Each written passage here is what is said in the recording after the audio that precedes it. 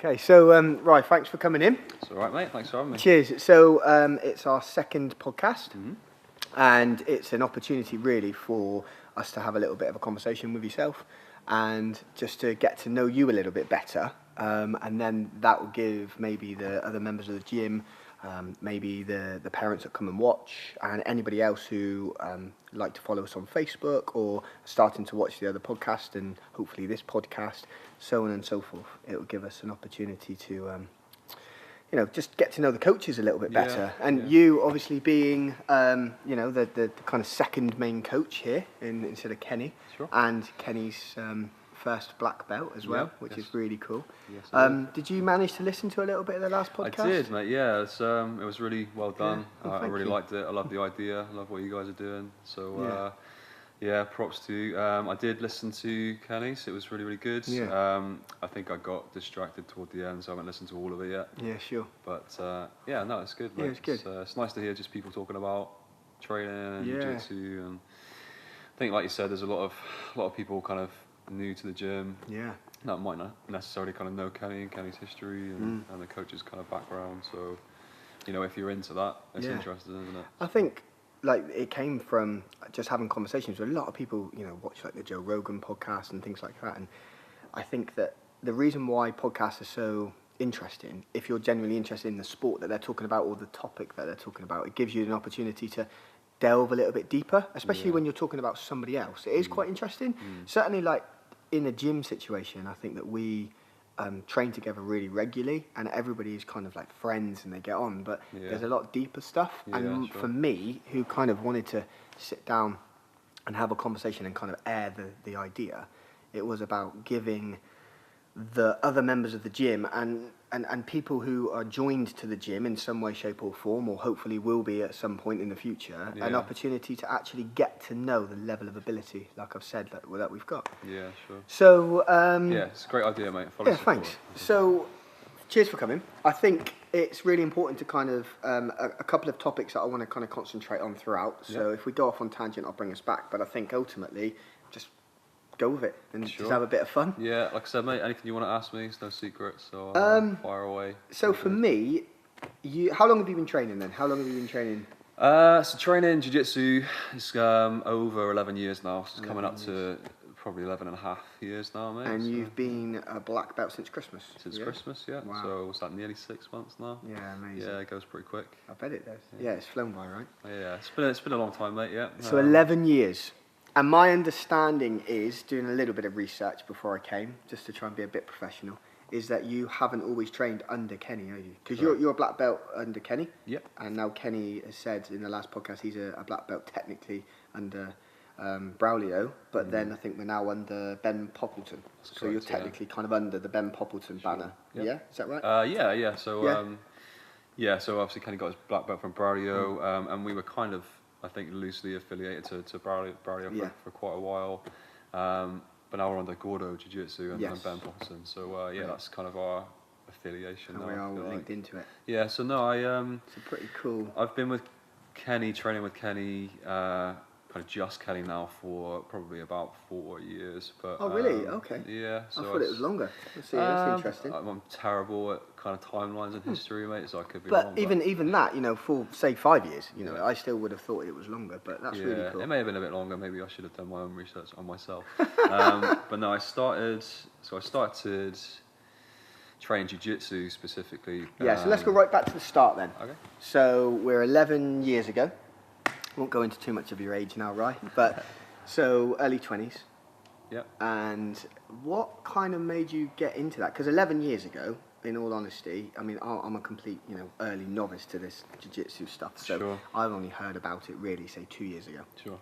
So 11 years ago, that to me, if somebody said that to me, I wouldn't have an absolute clue what that was. Yeah. Not a clue. Mm-hmm. So how did you get involved in that? How did that come about? Yeah, I think at the time, much like Kenny said, there was kind of no jiu-jitsu around. There was literally zero jiu-jitsu around at the time that I started getting interested in it. And again, much like Kenny, probably quite a few people around the people that started at that time. the only way to get into it was to have seen the UFC. That was it. So what made you get into it? Did you literally watch something on TV and you were just like, that looks really cool? I remember the exact point Yeah. where I first saw my first UFC. I was at the gym with school, so I was on like a school trip to the gym. I can't remember now, it must have been like year 11, maybe sixth form-ish. So that's the first time I saw the UFC, and it was just randomly on TV in the gym. We were there to work out, and there's just kind of this little TV in the corner, and it was showing these two people fighting in a cage. I was like, oh, what's that? It's pretty cool. So that's kind of like my first exposure to seeing kind of cage like fighting. Martial arts, whatever. Like well, really the MMA. It was MMA. So I kind of did a little bit of research. A couple of years later, I think, really, I looked into, what is this UFC? What is this cage fighting? And it was at the time where I got into it, people kind of who know a little bit of history about UFC will know what I'm talking about. But there's a point where there was Chuck Liddell and it was Tito Ortiz. And they had a really big beef, like a really big rivalry. Yeah, they had quite a few fights, didn't they? Yeah, and it was about the time where UFC was just getting like kind of popular in the States. Okay, so like early 2000s? Yeah, it would have been kind of 2004, something like that. Yeah, early 2000s, and I just instantly, as soon as I kind of saw it the first time, I was like, oh, this is pretty cool. So I went back and I was like, oh, found UFC 1. And then the rest is history, really, mate. As you know, UFC 1. You have Royce Gracie. He came in fighting all guys of bigger, different sizes, big guys, sumo guys, kickboxers, wrestlers, karate guys, and I've always been into martial arts since I was a kid, but it was the first time I'd ever really seen kind of how effective a particular martial art could be against anyone, basically. Because of the research you'd done looking back at Royce Gracie and things like that. Yeah, just watching it. Seeing UFC 1. So I, saw this at UFC stuff. I was like, oh, it's kind of cool. Check it out. Got into it.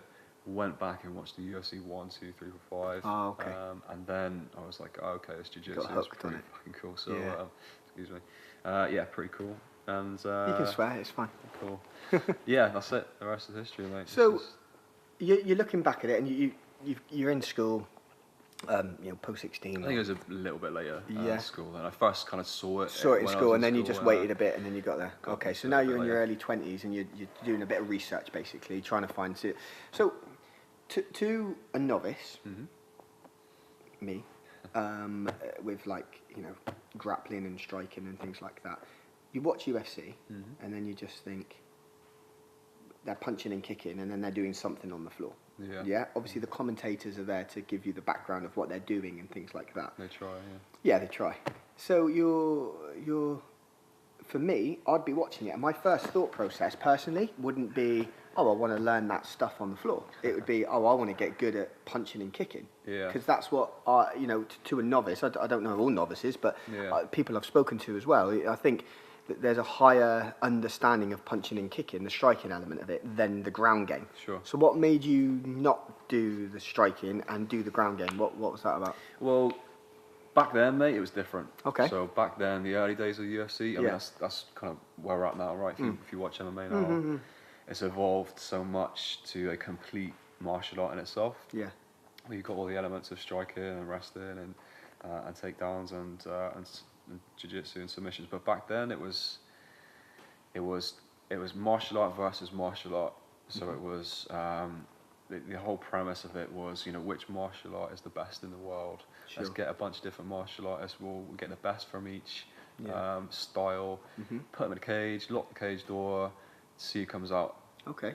In the end, and then in theory, that's the best martial art. So that's how the UFC started. That was the whole premise. So you've seen Royce Gracie win, and then you're thinking, well, that must be the best, so I want to do the best. Exactly. Yes. Okay. And also that makes sense. It was cool. Yeah, really cool. I liked. I've done lots of kind of different martial arts way back. I kind of started as a kid, but we'll talk about that as well. That'd be interesting. But it was the first kind of martial art where I've really seen. It was it worked. You know, Yeah. it was beating everything. Yeah, There was a skinny Brazilian dude. Yeah. He didn't look like anything. He looked like you could kind of take him in the street if you Yeah, had yeah, to. yeah. But he was going up against, you know, big guys, strong guys, powerful guys. Look up Chemo Leopoldo if you get a chance. I've seen it. I've seen the so fight. he was going against, you know, guys like him. Seen it. It's huge. And is that the guy who had the ponytail? Yeah. And in the fight, Hoyce is pulling his ponytail. Yeah, that's right, Let any rules go. All the tattoos everywhere. Yeah. So he was beating guys like that. Yeah. And I was thinking, you know, huge. It's a really cool martial art, and it seems to be the best martial art to know for a self-defense type situation. And I really like striking as well, but I didn't, at the time, no one in my, you know, I'd never seen anything like it. You know, I didn't know you could kind of choke people unconscious and not kill them. Yeah. You know what I mean? And win a fight that way without really beating the hell out of somebody's, you know, turn them to a bloody mess. I think that's what I was going to say. I think there's a real, like, love for jiu-jitsu from a lot of people because you get that kind of red-blooded, kind of like alpha male approach to each other, head to head, or female. We get it politically correct. And as or non-binary. Yeah, exactly. Could be in between. Whatever they feel, whatever they want to be one day. It's up to them. But two people, male or female, or in between, go at each other, and you are using skill, you're using technique. At points, you're going to have to use strength. But you are, like you've just said, you're not getting punched or kicked in the face repeatedly. Yeah. You're doing it in a controlled kind of way. So I think that, for me personally, is why I love it, because you're doing everything you want in a fight, but there's boundaries around it. Yeah. You know, you're not trying to break someone's nose or take their chin off. You know. So that maybe is that kind of the approach that you're kind of saying. Yeah, for sure. I kind of see it as like a noble form of street fighting. Yeah, definitely. Like, you know, you can beat someone. You know, you can defend yourself. Yeah. You can spar with your friends hard. Yeah. You know, you can train like a madman, but at the same time, you're not beating the crap out of each other. And you're being respectful of each other. You know. Yeah. Exactly. It's a bit of a noble martial art in that sense. I think. Word, so it's less kind of violent.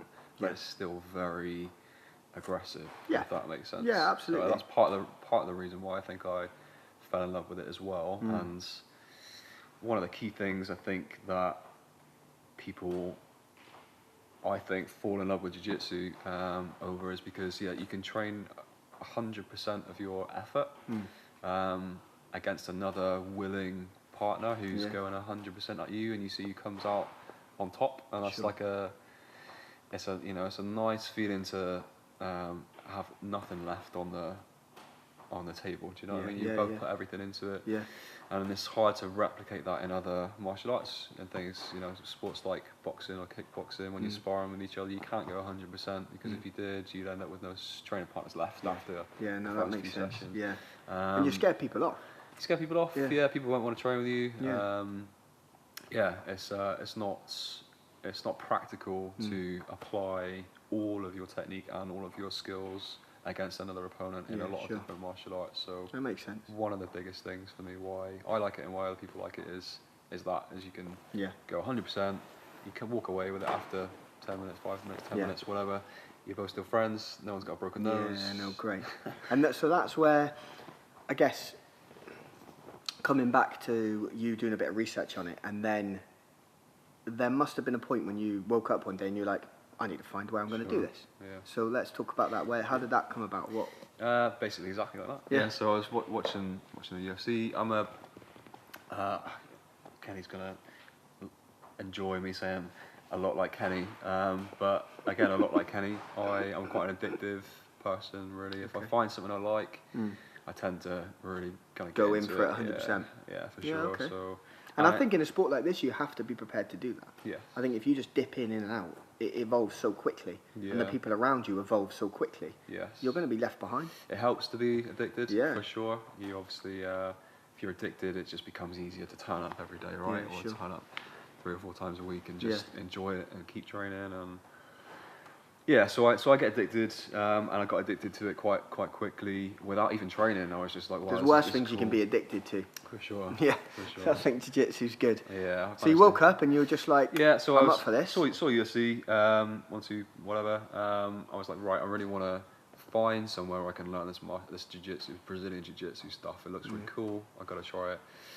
But yeah, there's nowhere around, mate. There was literally nowhere in the southwest there was any jiu-jitsu. I probably would say at the time, if you went to like the bigger cities, you've got London, Manchester, kind of Liverpool, you might find. Yeah, because a lot of the Brazilians come over and you know, were hammering it in Brazil, and then they opened up their things in London, their dojos, their gyms in London, and then I think America, you know, was like the mecca as well as Brazil. Correct. Yeah. So lower down in like, you know, little Plymouth in the southwest, there was, I can imagine there was nothing. Well, it takes a long time to filter out, and I think it was really jiu-jitsu and the UFC started getting popular in like the mid-90s in America, and it took a few years for that to kind of migrate over. So the kind of late 90s, early 2000s, there was still not a lot around unless you went to the bigger cities to find it. So is that what you did? And even then, no.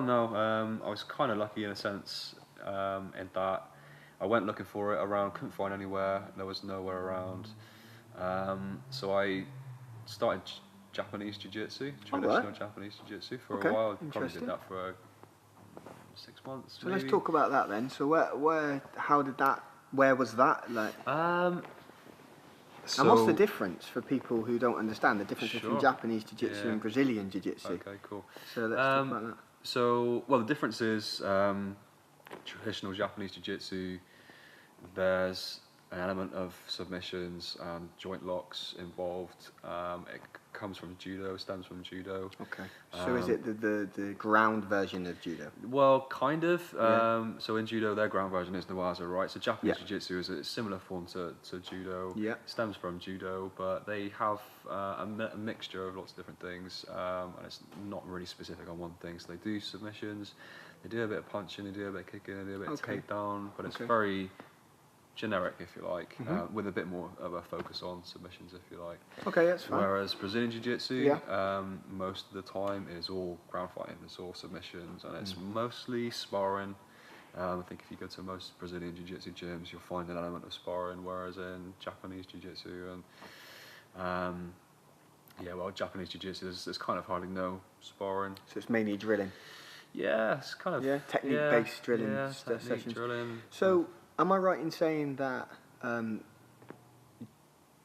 Japanese Jiu-Jitsu originated and Brazilian Jiu-Jitsu just evolved from the Japanese Jiu-Jitsu, or did they kind of start and go separately? Yeah, it's a bit of a long, interesting story if you want to look into it. And I'm just thinking people who are going to listen to this might find that really interesting. So if you search Maeda, I think is his name. He's got one of the gis, right? Got his gis, named after him. Had his gi on today. So he's a Japanese dude who trained judo, mostly judo. He may have done a bit of Japanese jiu-jitsu. I think he did. I think it was mostly I think judo. He did. And I don't know when. It would have been kind of 1900s, I imagine. Probably not 1800s, probably 1900s. So he moved to Brazil, and I think it was a kind of political affiliation at the time with one of the Gracie family. Okay. And I can't remember how they kind of got friendly or whatever, but this member of the Gracie family started to train jiu-jitsu with Maeda. Yeah. And it ended up, again, I don't know all the details, you'd have to Google it, but it ended up that Helio Gracie, kind of a young Gracie at the time, started learning this jiu-jitsu, but Maeda was kind of spreaded as Maeda moved to Brazil and started to teach people. Sure. And it sort of evolved and spreaded from there. Okay. So Brazilian Jiu-Jitsu effectively kind of came out of that. So I think they took the sparring. Because that's where the Gracies kind of then started to develop their own form of Brazilian Jiu-Jitsu. Yeah, well, Brazilian Jiu-Jitsu effectively started with the Gracies. Yeah. So it was roots in judo, roots in Japanese Jiu-Jitsu, but it started with the Gracies and became Brazilian Jiu-Jitsu then. Brilliant.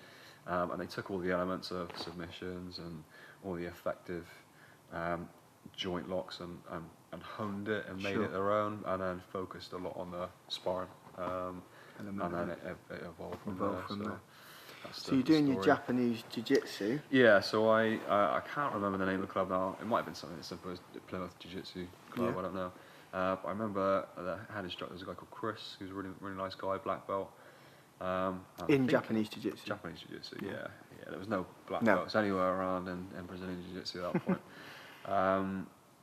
So yeah, I started with him. I think it was in Tavistock, I can't remember. Okay. But anyway, nice guy, nice little club. I started doing that for, like I said, about 6 months, but it wasn't what I wanted to do. It wasn't Brazilian Jiu-Jitsu, so I kind of kept on researching. And is it gi orientated? Yeah, it's gi. Yeah. So I was kind of just trying to look around, see if there was anybody.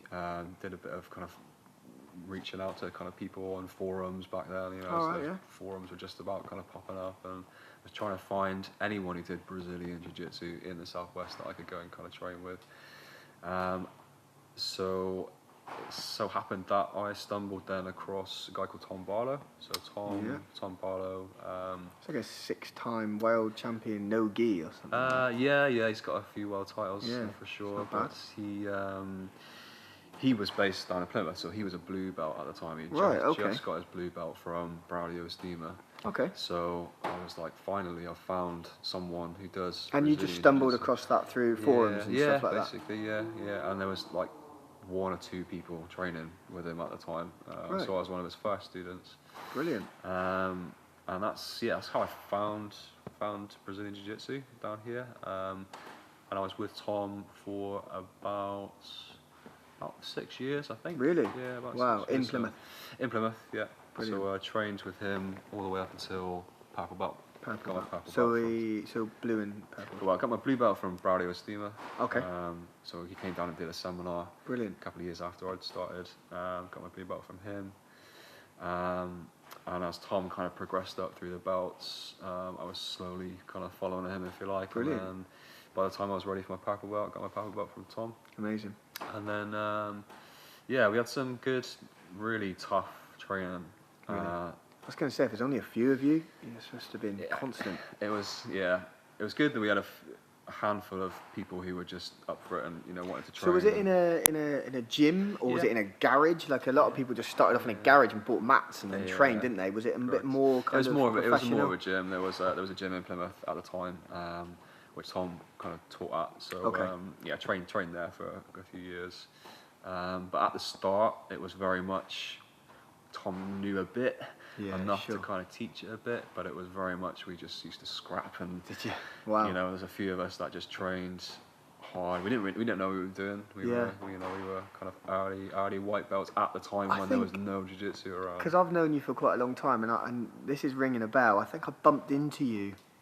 Maybe it might have been at the gym or somewhere, and I remember we were just chatting, and then you just said, I'm training this jiu-jitsu, right, and I pretended I was like, yeah, that sounds really good. Little did you know, Andy. Really cool, I know. And then I walked away thinking, I have no idea what he's just talking about. But I remember you mentioning it. Now you've just said that, and do you know what? Now you said Tom Barlow, because I didn't know that. I didn't know that you trained under him, and I think I do remember you saying that, and I remember walking away thinking, you what?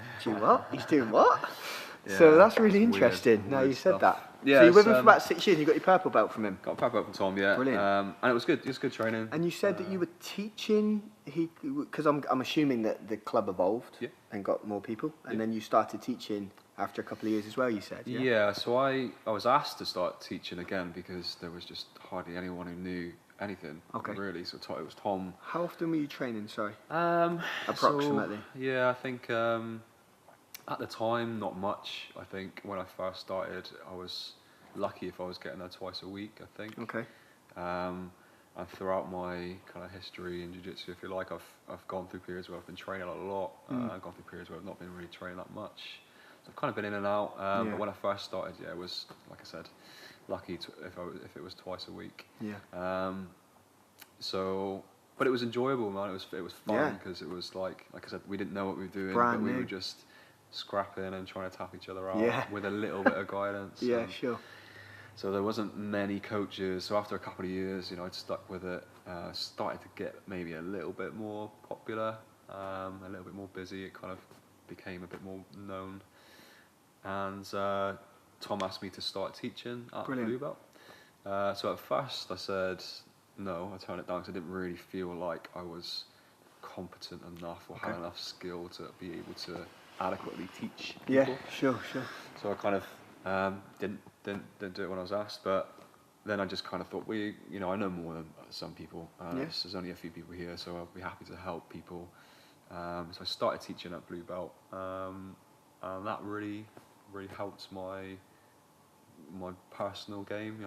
Teaching others. Because you're thinking about it a little bit. Makes you break everything down. You really have to think about all the different intricate little details of where you're putting your body in what position and why, and where the weight is going. It makes you think more for you doing that. Yeah, so being able to explain it to someone makes you analyse it more, and the more you analyse it, the more you understand it. So. Well, I can kind of say that personally as well, from training with you as well, that your little kind of, the intricate details that you do, it makes a big difference to somebody, especially someone who's just starting off. Yeah. That's why your classes are really popular. So I think there's a few different schools of thought on how you should train. I want to talk to you about that as well, so we won't talk about it too much now, because in my head I want to talk to you about your training, because you've got a certain style. And one of the questions on the sheets that some of the people have asked is about your technique and your style and your skill and your training element to it, which is, a massive compliment to yourself, for people who really enjoy your approach to jiu-jitsu in general. So we'll hold that for a second, because I want to talk to you about it. Yeah, we'll pin it. So you're going up kind of through the ranks. How long did it take you to get your belts, out of interest? I think it was about 2 years. 2 year cycles. Yeah, actually, I think it took me 3 years to get my blue belt. I'm pretty sure it was 3 years. So again, which would have been hard though, right? Because at that time, you're being coached by a blue belt. Yeah. And that's no disrespect, but it's going to be harder to learn the better techniques that somebody who hasn't had that much experience teaching you. Yeah. And then, arguably, Tom probably, I don't know for definite, but if he's a blue belt, you're talking maybe he's only had 2-3 years more experience than you, who was a novice at the time. So it's going to take probably a little bit longer than having that constant. Do you know what I mean? Yeah, it makes sense, yeah. And you're right, I'm sure. But also, I think I wasn't training that much. Okay. So I was maybe twice a week. A lot of the times it was just once a week. Just because I was young, other stuff lots going on. In the way, don't they? I think it was 3 years to my first belt. I remember as well, I started getting a lot of injuries early on. Really? So your body's just not used to it, is it? But you're also, like I said, we were scrapping. There's hardly any technique in a lot of what we were doing. It was just we were going there to basically fight in a friendly way with each other. Wow. So when you're scrapping, you're going hard, you're using a lot of strength, and you don't really know how your body can cope with all these different explosive movements. And, we were training from standing and doing lots of takedowns and throws, and it was a bit of a mess, to be honest. So I think I picked up quite a lot of injuries starting out that way. Okay. So wouldn't recommend it. No. It was fun at the start. So 3 years to blue belt. I think then it took me 2 years to get to purple belt. So what belt was Tom when you got your purple? I think he must have been a brown belt. Okay. Yeah, I think. That's cool. Don't think he was black belt yet. Okay. And then you've got your purple. Yep. And then what kind of went from there? So I was training with Tom.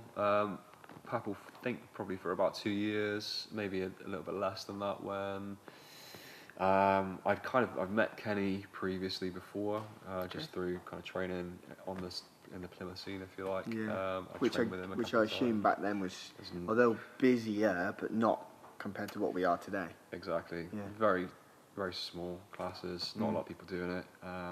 So you kind of you heard about and knew about the people circuit, because there was a small clique. So I trained with Kenny before, and Kenny by that time was already ridiculously good. Yeah. I remember when he came to the gym for the first time. To Tom's gym. Yeah. Oh, so they trained together. Yeah. So initially Kenny came for a couple of classes or whatever, and he was a white belt and I was a white belt, but I think I was like a 4-stripe white belt maybe. So what you're trying to say is you beat Kenny when he's a white belt? No, not at all. I'm Completely joking. opposite. I kind of thought, oh, who's this guy I've not met before? All right, yeah. So he's like a new face. Yeah. And he just smashed me, and I remember thinking, Jesus, this guy's good. Like, where did he come from? But anyway, fast forward to purple belt. Yeah. Then Kenny obviously had his own gym at the time and had his own students. Because he would have been brown belt then. Yeah, he was brown belt. That's right. Yeah, because he got it in 3 years. Yeah, something crazy. Stupid. Yeah. So he came to the gym and for a time, I think it was maybe a year. Yeah. We had at the gym we had Tom and Kenny training together, instructing together. Pretty cool. So we kind of like Kenny brought his students to that gym. Oh, so that's good because then you've got more people to train with and more experience teaching you. So essentially Brilliant. Kenny joined that gym. So we had two instructors, Tom and Kenny, and that was good. That was good, man. It was great training, amazing training for people like me who and people who had already been training for a while at that point and were coming up to blue belt, maybe purple belt, to have two world-class instructors under one roof, and they would train with everyone on a day in, day out basis. Brilliant. So we had both of them in the centre of the ring, and we would all centre of the gym rather, and we would all kind of line up and just take turns going in and just getting our ass kicked and then coming back out and going back in, and it was good training, tough training. Then the differences kind of came about with Tom and Kenny, and they went their separate ways. Yeah. Kind of Kenny came and started his own gym again. Okay. And at that point I got to know Kenny. I really liked his training style, and his jiu-jitsu was just absolutely incredible. Yeah. I came and started training. So there was a decision to make. Actually, I prefer this style of training, which is absolutely fine because you're going to go where you feel more comfortable with and what you feel you're going to get the best out of. Yeah. And then you went and started training with Kenny. So technically started with Kenny when you were a few months into your purple belt. It may have been a bit longer than that. I think it was maybe a year or so, coming up to 2 years maybe. So at the time of moving across to train with Kenny under that umbrella, were you one of the most experienced people that were training? So is that kind of where it's kind of worked out as you've gone up through the ranks? You've kind of just followed in that footsteps, because I'm assuming you continue to teach and things like that then? Yeah, so pretty much, mate, because of just consistently training. I was one of the higher ranked, probably the highest ranked, I think, at the time, maybe. So I was definitely purple belt, coming into late purple belt stages. Yeah, sure. Carried on teaching, so just trained with Kenny when we moved, opened up in the university, did a bit of training out of the squash courts in there. Had a bit of a break then, I think, for a couple of months, just things that were going on. But I kept my, obviously, hand in it. Wasn't training as much. But then when I came back and started training properly again, I was teaching quite a bit. And then a couple of years later, maybe 12 months later, we were here. Brilliant. In this incredible gym that we've got now. Yeah, it's amazing, right? It's arguably like, and I'll say it out there. I don't know who's going to see this when we put it online, but it's got to be one of the best in the UK, like hands down. I'd be very surprised if it wasn't, to be honest. I don't think there's facilities that match this anywhere. Yeah. Like, genuinely. And I have no experience of going to every gym in the UK, but I can't see one's being better. It's the best gym I've trained at, hands down. The Kenny and Darren have done an amazing job. Fantastic job of putting this place together. Definitely. It's not just the hardware, it's not just the location and the equipment and the gym stuff, which is world class. Yeah. It's got to be the best gym in the Southwest, in my opinion. I'd say UK. I'd go that far to say, easy. Like, I don't see that the places. I mean, you've even got people like Greg Jackson coming in for the seminars, you know. He's training like your top world UFC champions, and he walked in and he's just like, wow, like what a gym. Yeah. You know? And that, for me, just kind of is like, you're not going to find better. Yeah, it's just, again, it's testament to Darren and Kenny's hard work. Absolutely. But not only is it the gym, but the whole ethos, the whole mentality, it comes from the Kenny style, but it's so important not to. There's some gyms where you may have people with a bit more ego, where they don't maybe look after newcomers as well as they could do or should do, and there's a bit of bravado going on. You know, that happens at gyms, but you know, this gym and the way it's been developed is just, you know, it's amazing for people.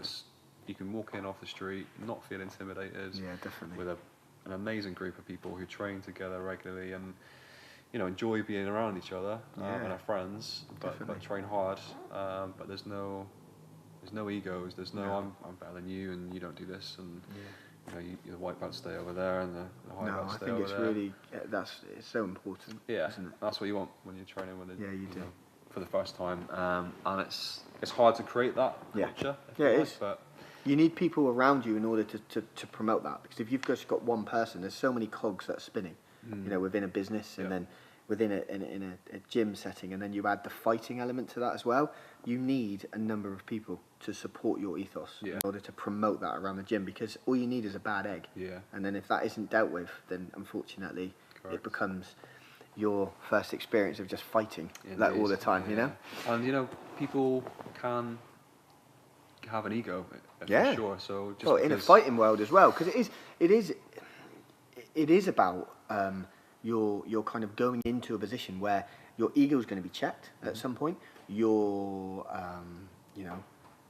manhood is going to be checked, and you're gonna step into a fighting situation where you, unfortunately, adrenaline's going to kick in, ego's going to take over, all of the above. You know, I could go on about it forever, and I think you have to be prepared to understand that isn't the best way, your best approach. Yeah, absolutely. And there will be people who are half your size, who are gonna destroy you if you go in like that. Yeah. Like, you know, you can lay on them all day long, but the second they get out, they're gonna choke you or whatever. Sure. And that's why I love jiu-jitsu. And one of the greatest things about jiu-jitsu, in my opinion, it demolishes your ego, because you can't. It's so technical. There's so much skill involved. Sure. There's a bit of athleticism involved. And you can't just walk in off the street and think you're tough and do well in jiu-jitsu. You'll get hammered, and that builds people's character and develops. Makes or breaks them, doesn't it? You know, because I've seen people come in and they've come in and think, it's just not for me, and then they leave again. Sure. You know, and that's just in a short amount of time of being here. Yeah. Let alone the length of time you've been training. You've probably seen people come and go, and egos walk in and walk out. You know, absolutely. But you know, that being said, people can still have an ego, even though they have trained for a long time and done jiu-jitsu a long time. You know, obviously not going to name any names, but you know, everyone knows there's people out there that don't portray that nobility of jiu-jitsu. It's humbling, isn't it? And if you don't accept that, then you can come across a bit of an idiot. That can breed bad gyms, in my opinion. That can be that ego-driven, I'm the best around. Definitely. That can bring people. And a gym can start to a gym culture can develop around that, and that kind of bad attitude, if you like. So you've got to be careful of that for sure. When you're making your own gym, that you don't, you know. I think that's really important as well that you've said that for all beginners that are starting out as well, and even those that are, you know, a little bit on their journey, you know, months to years, that. You have to have that approach, you know, that don't take that kind of big-headed attitude, arrogance into things. You know, just come in and actually be friendly, be polite, be manly, roll with people at the pace that they're rolling. Just don't go try smashing people, because you're going to get seen. You're going to get looked at, and you're just going to be like, you're a dick. Sure. Like, don't do it, because you stand out like a sore thumb, especially in some of those. I mean, we were talking about our gym, because this is the whole point of the podcast, and I think that for anybody who's watching this from a beginner's point of view, or even if you're a bit more experienced, and that's your kind of approach, it won't last. It won't last here because of the culture here and the everyone's friendly. There's no egos, but that's been honed. It's taken 100%. Kenny a long time to develop that culture, and that's credit to Kenny and credit to this gym. You don't get that in some other gyms. So yeah, if you bring that here, it won't last. You'll find your own way out the door because you won't get on with people here. Do you know what I really like from my point of view? And we go off on tangents, but who cares? I think for me, even you can be in this gym, you can go and be beat up, right, by whoever. But then I would say comfortably 95% of the people will be like, I've just beat you up, but let me show you this. Yeah. Actually, if you do this, next time you might not. Yeah. And that just happened to me with Ross. We had like a really good roll for about, 8 minutes or something, and it was fun. We're back and forth. But afterwards, we caught our breath, and he's just like, "Oh, let me just show you this. This will really help you." Yeah. And that's huge. Yeah. Like because I've walked away now with a really new technique that I think I'm going to try that. Yeah. And that's just coming from someone who basically beat me up for 7.5 minutes. Sure. But it was he didn't. That I think goes to show that ego side of things, that he's actually, just turned around and gone, that was really good. You've given me a really hard time there, but I'm still going to show you how you can maybe beat me next time. Yeah. And I think that's massive. It is. Really helpful. But that goes all the way down. I saw the other day somebody who's been here maybe 2 months. I'm not going to mention any names, but haven't been here very long. And we were doing the 101 class, and Kenny asked me just to take it because he couldn't make it. And we were doing some stuff. And there was a brand new guy, and even this guy who had only been here a couple of weeks, he was like, I don't really know a lot, but I know in the last class we did it like this, and this might help you. Sure. That's huge, because it allows people to start feeling more comfortable with the people that they're rolling with. Yeah.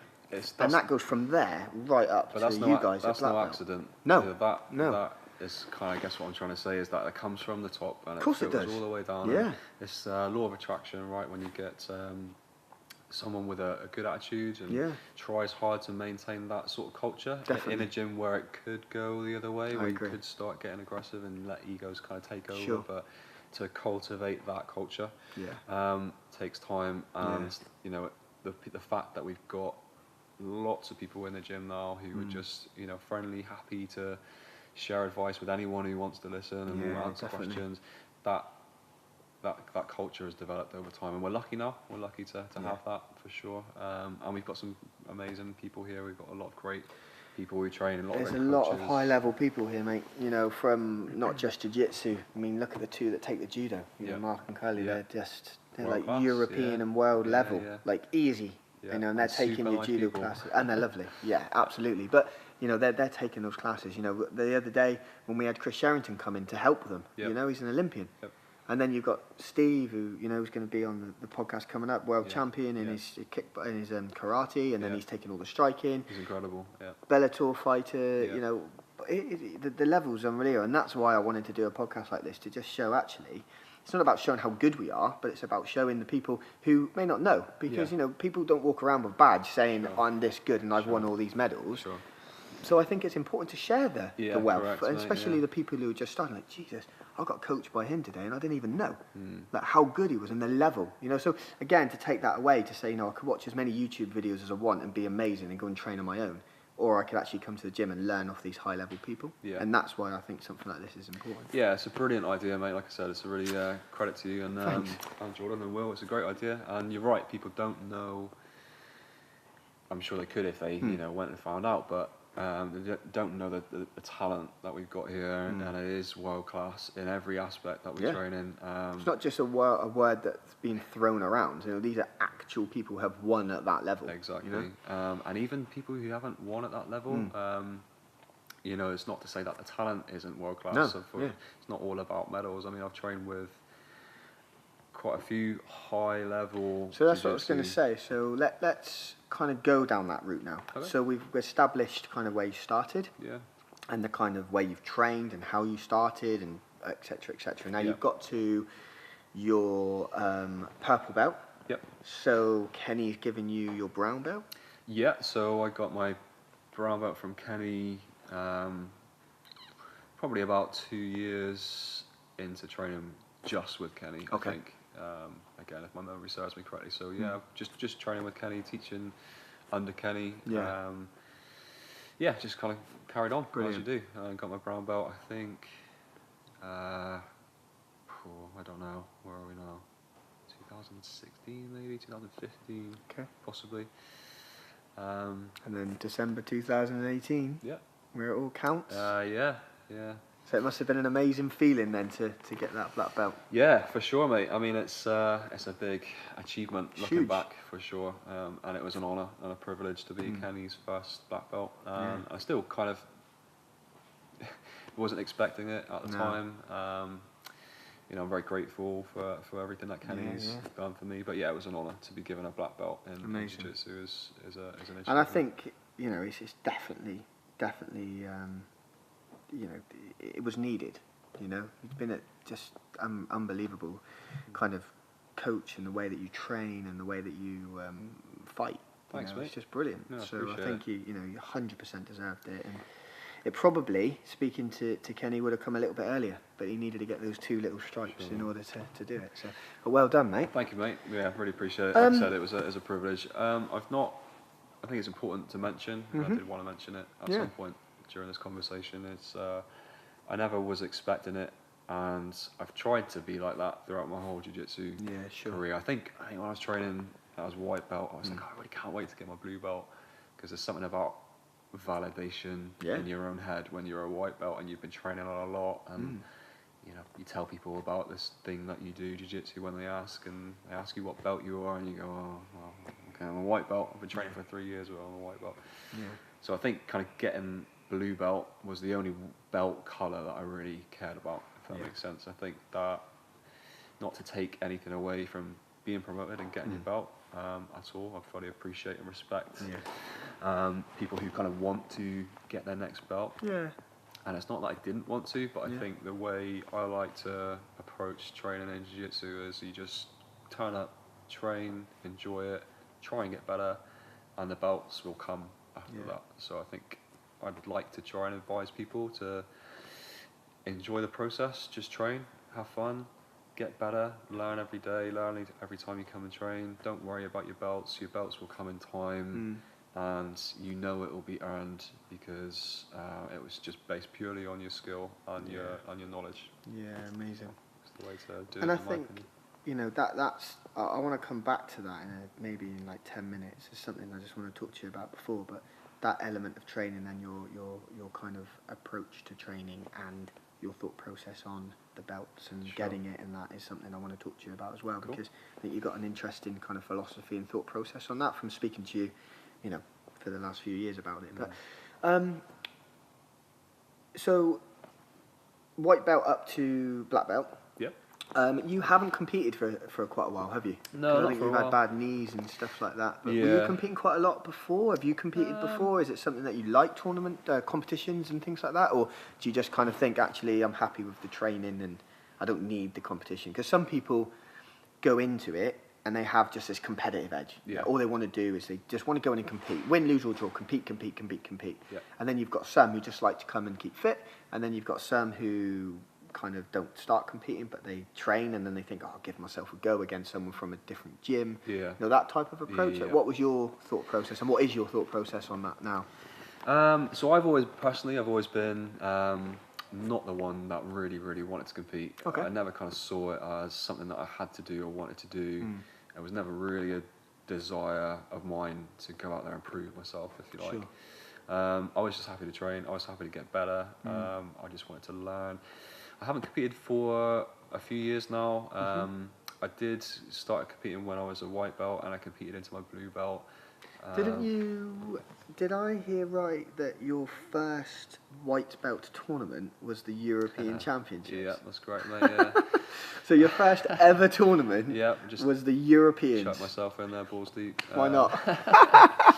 Yeah, it was an experience. Wow. How long into your training did you do that? Approx? Probably 2 years. Yeah. It's probably 2 years. So 2 years in, and you thought, do you know what, my first tournament is going to be the Europeans. Yeah. One of the biggest in the world. Why not? Yeah, why not? How did you do? I got my ass kicked. Pretty bad. But you learnt though. Yeah, it was. So I was learnt not to do it. Learned not to compete. Yeah. No, I never really, like I said, never really fancied it, never really wanted badly to compete, but I always felt like, oh, maybe I should go and compete. And yeah, sure. Other people were doing it at that kind of at that time, and I thought, why not? I'd go and train. My first tournament yet was the Europeans in Lisbon. I just decided, oh, I'm going to compete, and why not just go big. Went in as a white belt, got armbarred in my first match by someone who was just better than me. Didn't tap for a while, stupidly, and ended up coming away with a bit of a dodgy elbow. So that's a for you there. It's ego getting in the way. Yeah. So I lost pretty badly, but I enjoyed it. Yeah, sure. I mean, the experience is unbelievable. Yeah, it was cool, man. It was, you go to this big sports arena, isn't it? Solely about jiu-jitsu, and again, at the time, there wasn't much around in this country. Wow. To go to somewhere like Portugal, where it was a lot more built up. Sure. And it was, one of the biggest tournaments in the world. I was going, still is now. Still is, for sure. It's nice to kind of walk into those places and see these black belts that you see on TV and see on the internet, and I was a little bit kind of awestruck by. I remember seeing Romelu Barral, Babalu. Yeah. Saw him there as a black belt, and That's cool. it was cool, man. It was good. I really enjoyed the experience, even though I lost. But yeah, I've competed a few times after that. And then after I got my blue belt, I think I competed once or twice. Never really had much success, if I'm honest. I didn't enjoy competing that much, even though I enjoyed the aspect of it. I enjoyed going to see all these other amazing people that were better than me fight, watch black belts fight. That was cool. Everybody there was like a jiu-jitsu guy. Sure. At a time where there was hardly any jiu-jitsu people around, so that was cool. But the process of competing, I never really enjoyed that much. Traveling, I was always in between lightweight and middleweight for me, so I'd always try and cut weight, which I didn't really enjoy doing that either. No. And then I'd always put a lot of pressure on myself to try and do well, and inevitably suffered as a result and didn't do that great in competitions. So, but that was okay. It wasn't really something that I was, like I said, I didn't really have the desire to do it. Yeah.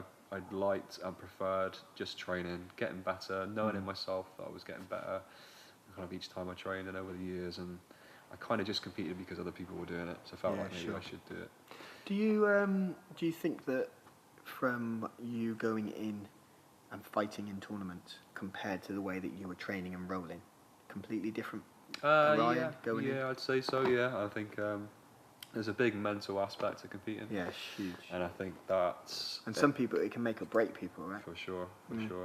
Some people are good at kind of controlling it, keeping it in check and not really being too worried about it, but I was never one of those people. I never really would get too nervous or worried about competing, if you like, but I was always I should really try and do well and represent my gym and put a lot of pressure on myself. And that affects, if you're going into a match or a fight and you think, I've got to do well, and then it kind of affects your game for sure. Yeah, definitely. So, because you don't start thinking about the relaxed side of your fight. Yeah, you go a bit stiff, maybe a bit more more tense. Yeah. That being said, I think that it's great to compete. It really is good for people to test themselves. But it's not the be-all and end-all. I think that's, like you say, there's people that compete, there's people that don't compete. Yeah. There's so much about jiu-jitsu to enjoy. Competing is just one aspect of it. So if you want to compete, go for it, man. Do your best. Have fun, learn. Yeah. Every time you go in there, even if you lose, you'll probably learn a bit about yourself and about your game.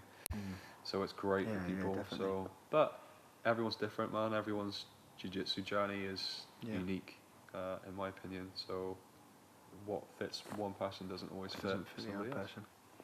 So, I've kind of established your timeline of jiu-jitsu then. Is there anything, before I move on to the training element and your approach and things like that? Yeah. You said that you had a seminar with Braulio Estemas, who gave you a blue belt. Is there any other guys that you've trained with that is kind of that ilk or anything like that? Or has it all mainly been through seminars, or have you travelled to train? Have you done anything like that? To be honest, trying to think, I've trained in various places when I've been kind of on holiday and stuff. Okay. And dropped into gyms when I was away, but I've not really travelled to train like much, specifically for anything like that. Yeah, I mean, but that's really good though, mate, because a lot of people, you know, that, and I have genuinely done a bit of research on this, and I've read stuff on the internet, and I've spoken to lots of different people. Cause I'm a bit of a jiu-jitsu nerd now, and I like to read up on stuff and chat things out. Getting your black belt within the Southwest and not going away and training in these bigger gyms and things like that, it's massive. It's quite unheard of. So I think that's really kind of testament to yourself. Yeah, I guess so. Yeah, thanks, mate. It's not, like I said, I wouldn't advise people not to go and train in other gyms. I think there's a bit of a stigma in jiu-jitsu about training in other gyms and kind of cross-training, and I think that's, you know, justified to some extent for sure. But, you know, if your coach is happy that you're going to go and have a training holiday in another country and, you know, you're going to drop into the gym and train, in my opinion, there's absolutely no reason why any instructor would say don't do that. Just don't go to America and get injured after 5 days. Sure. Yeah. You would do that. Yeah. I mean, you would do that, mate.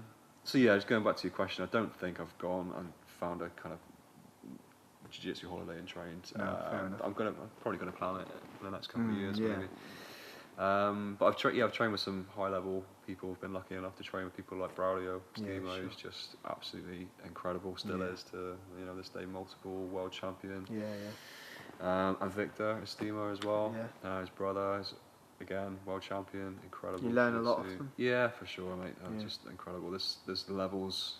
There's levels within levels. Absolutely. And they are at the top of the kind of black belt pile and have been for a while, for sure. So they've got an incredible amount of knowledge. And I've done quite a few seminars with Braulio, and every time you learn something completely unique and different, and that's great. And I've trained with a handful of other high level black belts kind of in and around the country.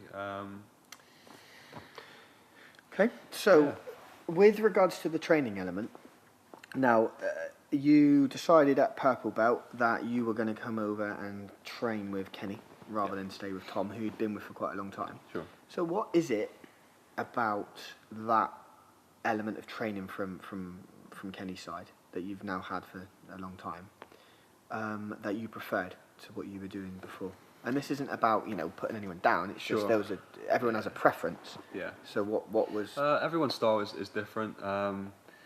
Kenny, in my opinion, has had a very unique style, which was very much kind of almost like a wrestler's style. It was very much about posture, very much about balance, about knowing how the body works and like the biomechanics side of things. For sure, but also the fundamentals, which was more around, you know, making sure you've got the right position, making sure your posture is correct, that you're never compromising your posture.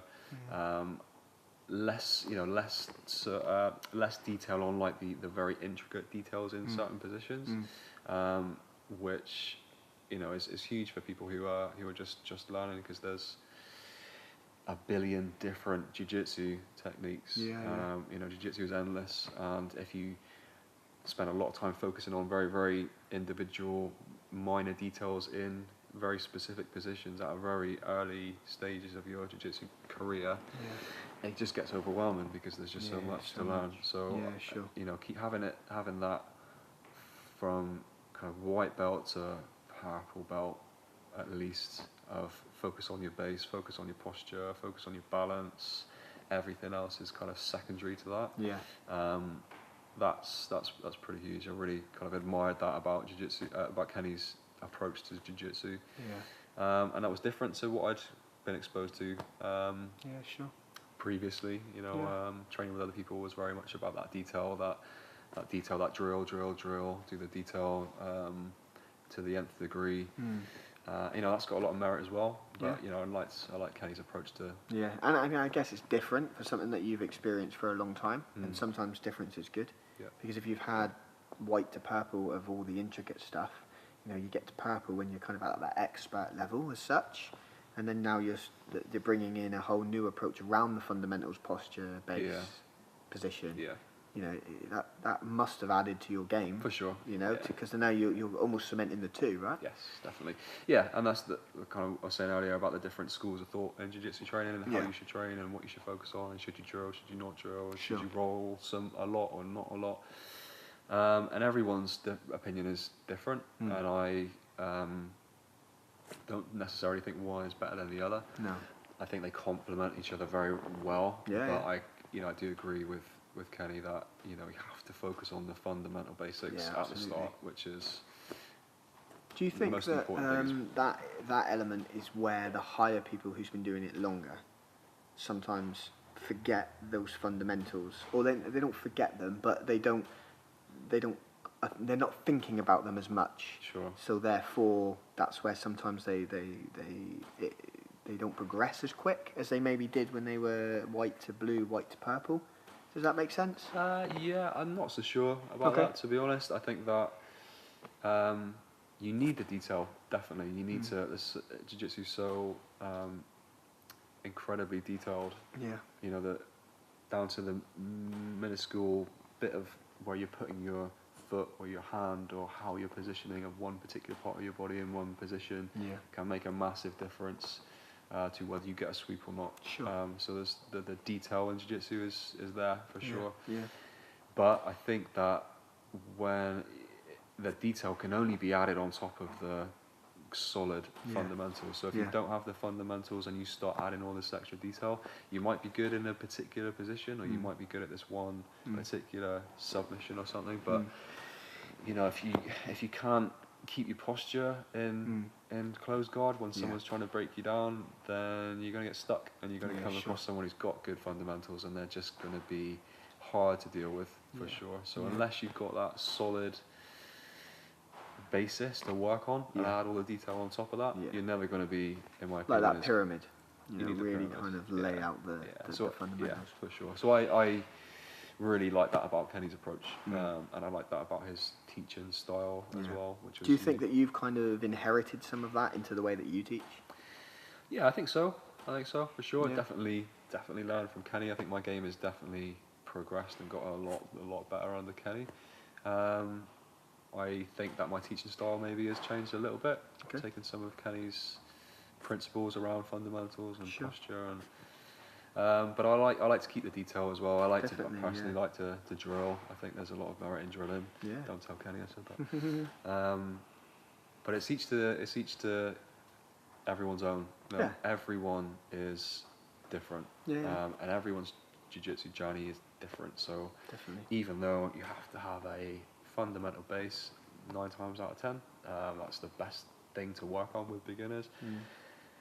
Some people are going to struggle with that because they can't understand how that relates to every different position. So some people need you put your hand there and you grab your wrist like this and you twist this way, and you have to have that for really people. break it down. Break it down. So I try and do a bit of both. I try to have the detail, but try and keep the fundamentals there and build on that. I think the small little bits add to the whole picture a lot more. I picture it as like a jigsaw, and then you need all those little bits in order to finish off that final picture. You know, you can have all the other bits, you know, the fundamental stuff, and you can be getting that right, but actually, like you've said, a tweak here and a tweak there, and put your knee a little bit more this way than that way, all of that will add to the final picture, and everybody, I think, will have their own little journey, and they'll find what works for them a little bit better that might not work for this person.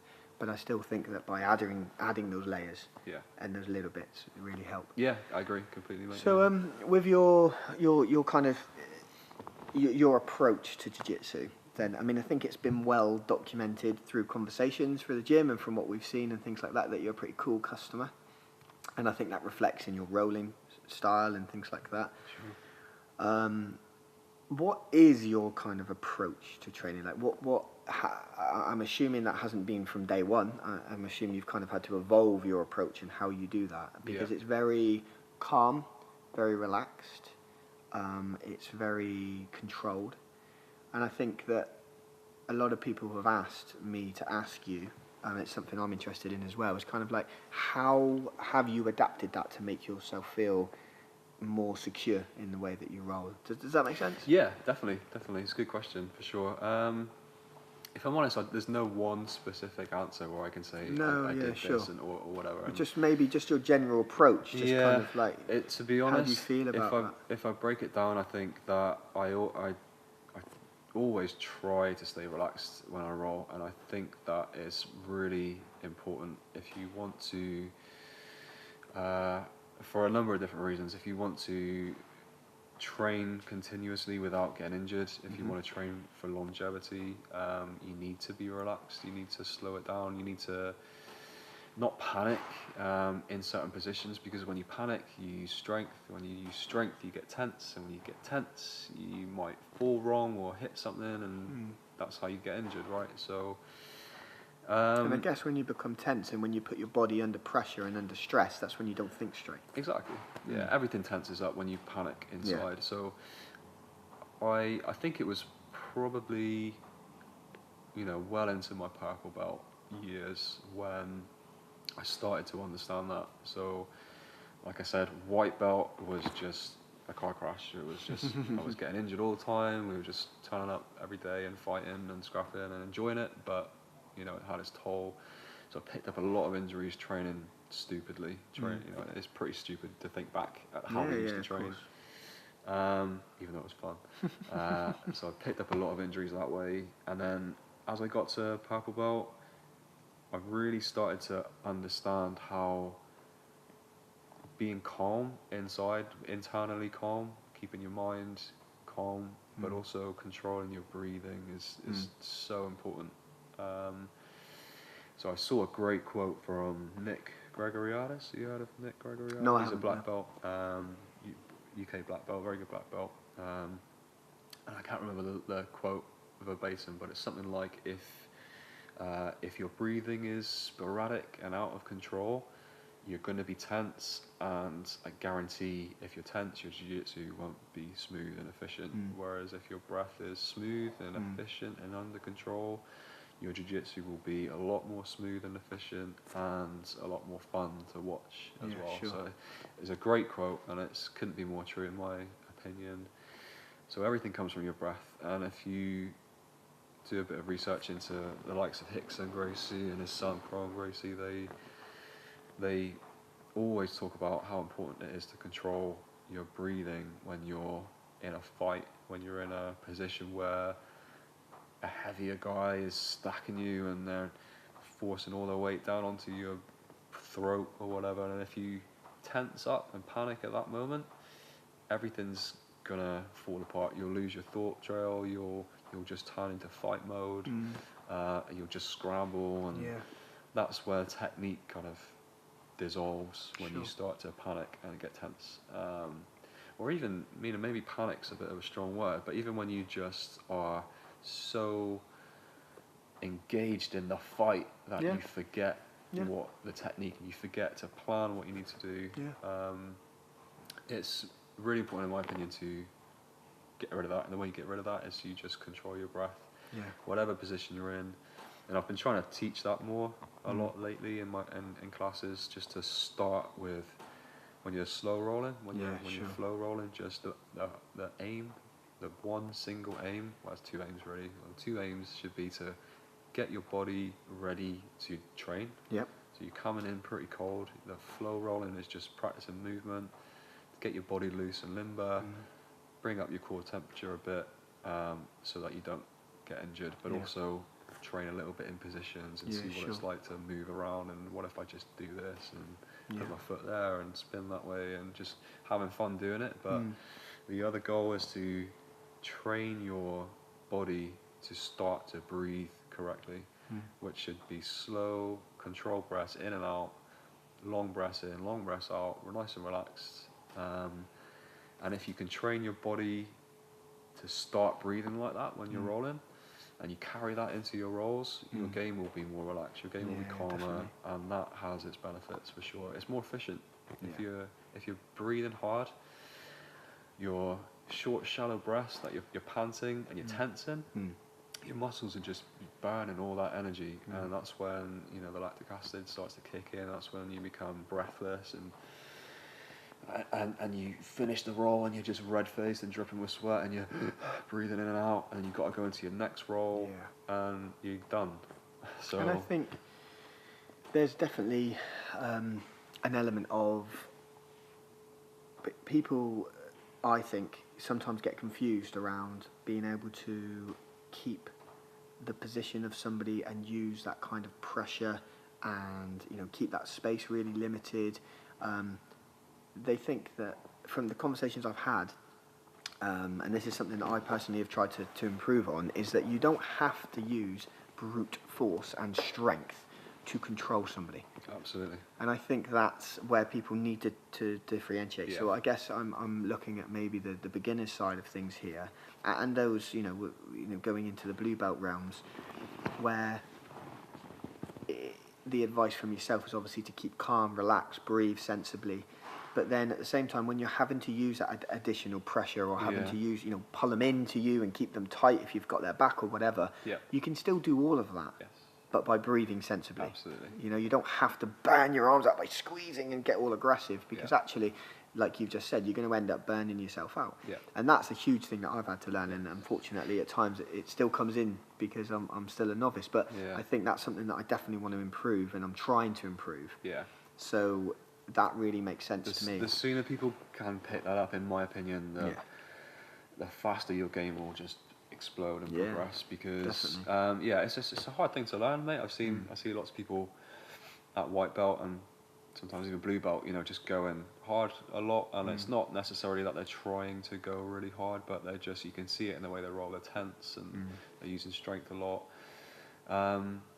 But yeah, you're right, you definitely don't need to use muscle strength to control a person. As soon as when you get better at jiu-jitsu, and it's easy now for me to talk about it because I've had a lot of experience and years doing this, that you learn how to use more efficient ways of controlling someone. Like you say, you control the space, you use your body position, you use pressure in certain areas, and you know where to put a little bit of strength, which is different to putting a lot of strength into a different area. So because there are elements of training with you from my point of view, that's what I've picked up on, and that's helped me kind of to progress. Yeah. Because it's allowed me to think, actually, I don't need to use every ounce of my strength to try and choke somebody, or to try and get someone into an armbar, or pick someone up and throw them. You know, it is all about the technique and the skill that you're approach to. But if you do that in a calm state, even when you're in a bad spot, stay calm. Even more so when you're in a bad spot. That's the one time that you shouldn't panic. And if you do the right things in order to learn how you've escaped, or what did he tell me? He's got his arm around my neck. Right, I need to hold this. I need to prepare this. I need to start scooting my hip out. All doing it in those stages, but by staying calm, you can think more. You know, you don't have to use brute strength to try and break their arm down. You know, just protecting yourself from you know, I'm talking a rear naked choke or whatever it might be. So that makes complete sense. So I guess the answer to my question would be that your approach is just being able to develop and learn the skills to be able to breathe more sensibly, stay calm, and actually you don't have to use brute strength in order to control somebody. Everyone can breathe. Everyone can. They can. Yeah, you're right. Yeah, science, bro. Everyone can breathe properly if they focus on it, but people forget to. Sure. They get in a scramble and then all of a sudden they're panting. Yeah. But whereas if the one thing I could suggest to people to improve their game is to, just for the next month or so, whenever you come into training, just say, right, my goal today is to train, but also not to get out of breath and not to pant and not to tense up. Sure. And just try to, whenever you're rolling or drilling or flow rolling or whatever, just always have one thought in the back of your head on your breath. Is my breath okay? Am I breathing slowly? Am I relaxed? Can I talk? Can I verbally talk if I had to, or am I so panting that I can't? You know, because you can notice that yourself, can't you? If you're there for 2 seconds, you know, if someone's laying on top of you in side control, you've got them in side control. You can take a couple of seconds and go, "What's my breathing like?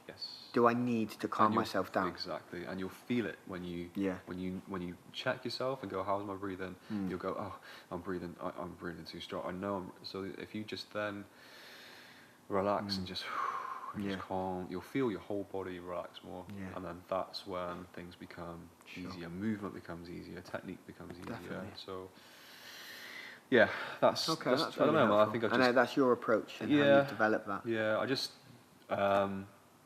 started to learn that a lot more in my like I said, my path about years. So I think everyone has a different style, and I don't think one particular thing will work for everyone. No. But I think that will help a lot of people, and I think it just came from focusing on it, listening to people like Hicks and Gracie, listening to Crow and Gracie. And trying to figure it out for myself.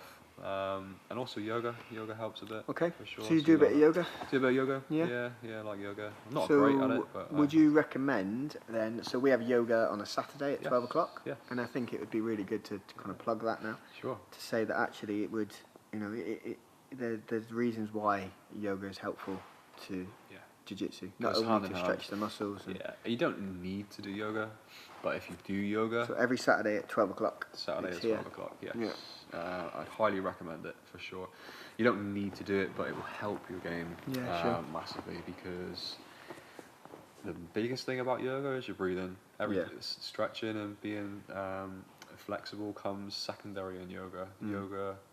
Proper yoga is all about controlling your breathing in difficult positions, staying calm, and controlling your body through breath. So that relates so much to jiu-jitsu.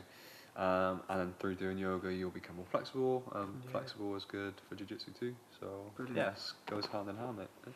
So I don't know. That's how I. No, it's really interesting. That's how you developed, and it's obviously helped you a lot, which is great. Going back to the injuries as well, if you take anything from that sort of style of training, you'll get injured way less, because again, breathe heavy, you tense up, you use strength. When you tense, if there's any sort of impact, you'll break something, you'll damage something.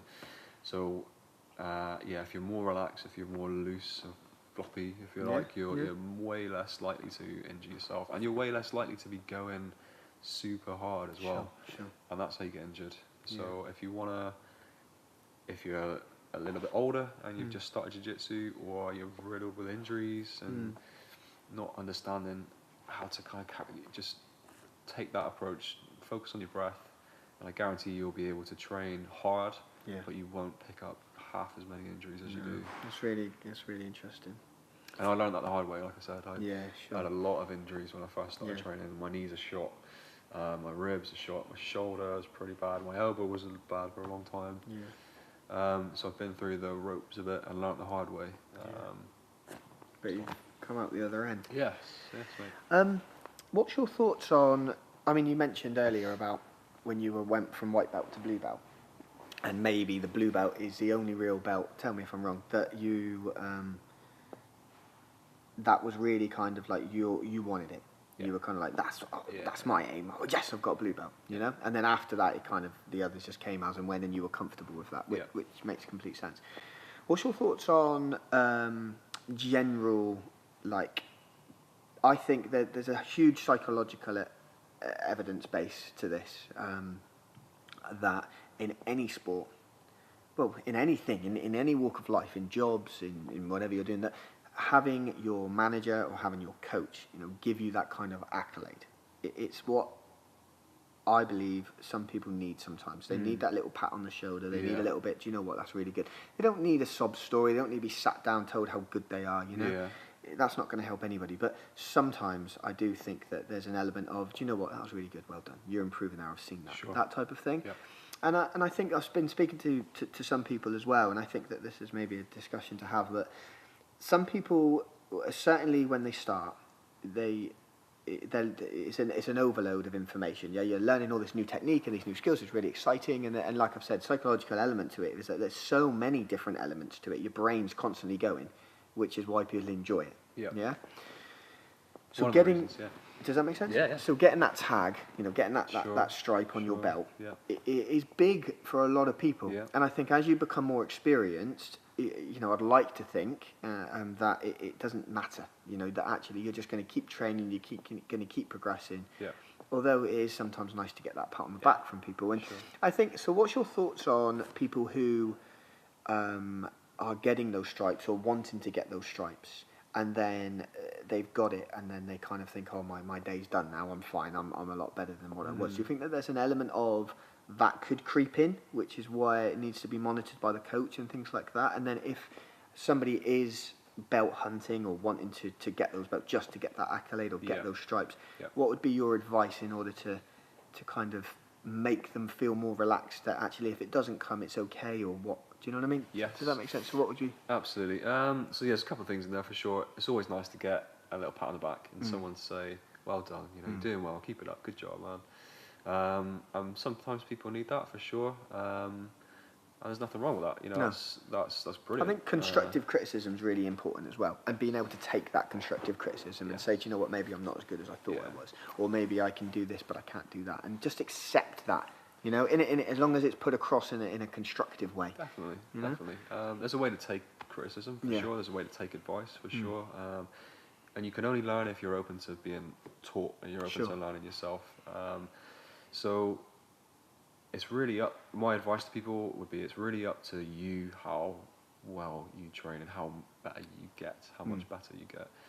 I think that, in my opinion, the way to kind of get that gratification, get that reward for all that hard work that you're putting in, is just training and knowing and being able to prove that you're better today than you were yesterday. Yeah, absolutely. And sometimes it's hard because everyone else is training. If you're in a kind of state where you're regularly training and you're doing well and you're keeping it up and you're being quite diligent with your routine, which is great, and you've got other people who are in that same position, you see lots of the same faces at classes, which is amazing, but it's hard to judge yourself against those people because they're getting better every day too. So I try to say and try to advise people not to judge your own ability and your own performance against other people who are similar to you. But in my opinion, the best way to do it is to be honest with yourself and write down what you're good at. Everyone's got a few things that they're good at, and everyone's got a few things that they're bad at, and some people have more things that they're bad at than others, but everyone's got something that they just can't quite get their head around, or they know if they get in that position they get stuck. And if you can write those down, or just at least be aware of them in your head, and then focus on those things and say, right, well, if I had to rate myself in half guard, I'm probably a white belt in half guard, but I might be a blue belt in full guard, or I think I'm a purple belt if I can get on top and get to mount, but if I can't get on top and I get stuck in mount, then I'm a white belt, I can't get out. So if you can focus on those things and then say, right, well, my aim for this month or the next 2 months is to let people mount me, or just when I'm rolling, start there, and then just work on that position and get better in that position. And then 2 months later, guarantee you'll be better in escaping from mount than you were 2 months ago. And that's how you should validate yourself, in my opinion. And the validation from belts and stripes and everything, like I said, will come in time. Yes, it's amazing when you get a belt. It's brilliant. But people who want it too much, or are belt hunting, or constantly trying to validate their game based on how many tags they've got on their belt, it just will negatively affect your whole game in the end. Because you could end up really, if that's all you want and you think that you want that gratification, I'm assuming that, people would start to, maybe get disappointed, disheartened, and just start to think negatively rather than thinking, actually, I'm just going to come today and just roll and just enjoy it. Just train, man. I'd rather be a killer at a lower belt and then constantly get loads of tags and belts and gratification, because why not? You at the end of the day, you're in here, you're training, you're rolling, you're working hard. And also, I think something that I personally have learned quite quickly is, if I'm fighting a higher belt or someone who's more experienced than me, if I can just survive, I'm happy with that. And that's a win, right? Yeah. Yeah. Because sure. I didn't survive yesterday because Sure. I got armbarred 4 times, but today I got armbarred twice. Exactly. So I've improved. So that should be your gratification. Absolutely, because I remember I haven't left my arm out. I've got my arm to the mat quicker than I did yesterday. Exactly. So there's your improvement. Exactly. And that's what I try to explain to some people as well, that don't worry about it. Yeah. Like, just enjoy it. It's hard because, you know, it's like you say, it's natural to want gratification. Yeah, and that's the difference, rewarded. I think, between people. And you can also see people who are going to progress quicker. You can. Because people will stay at that level sometimes because they're hard to get past, hard to break down that. Yes. And you're focused on the wrong things. You're not going to learn as quickly if you're focused on how do I get my third stripe on my white belt.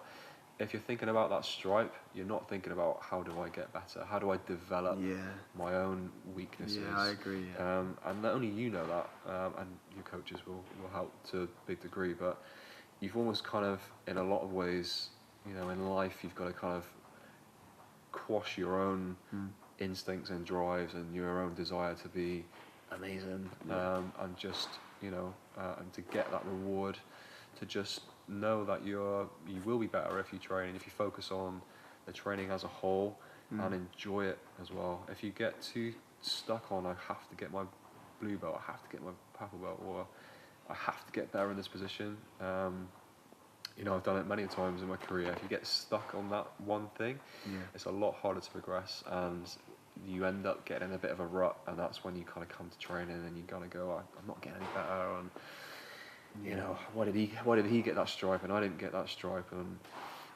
why can't I escape from mount? God damn it, I suck. And like, you kind of get in those ruts. But if you can avoid that, if you can come in and enjoy it, and like I said, just try and be better than you were yesterday, and just keep that mentality going. And you have to be prepared to put yourself through that bit of psychological kind of trauma or whatever you want to call it, because if you beat yourself up too much, then you're going to constantly just feel negative about you and your game, and then that might breed negativity amongst other people. You might start then saying, actually, I've been doing really, really well and I'm better than all these other people, so why are they getting more gratitude than me?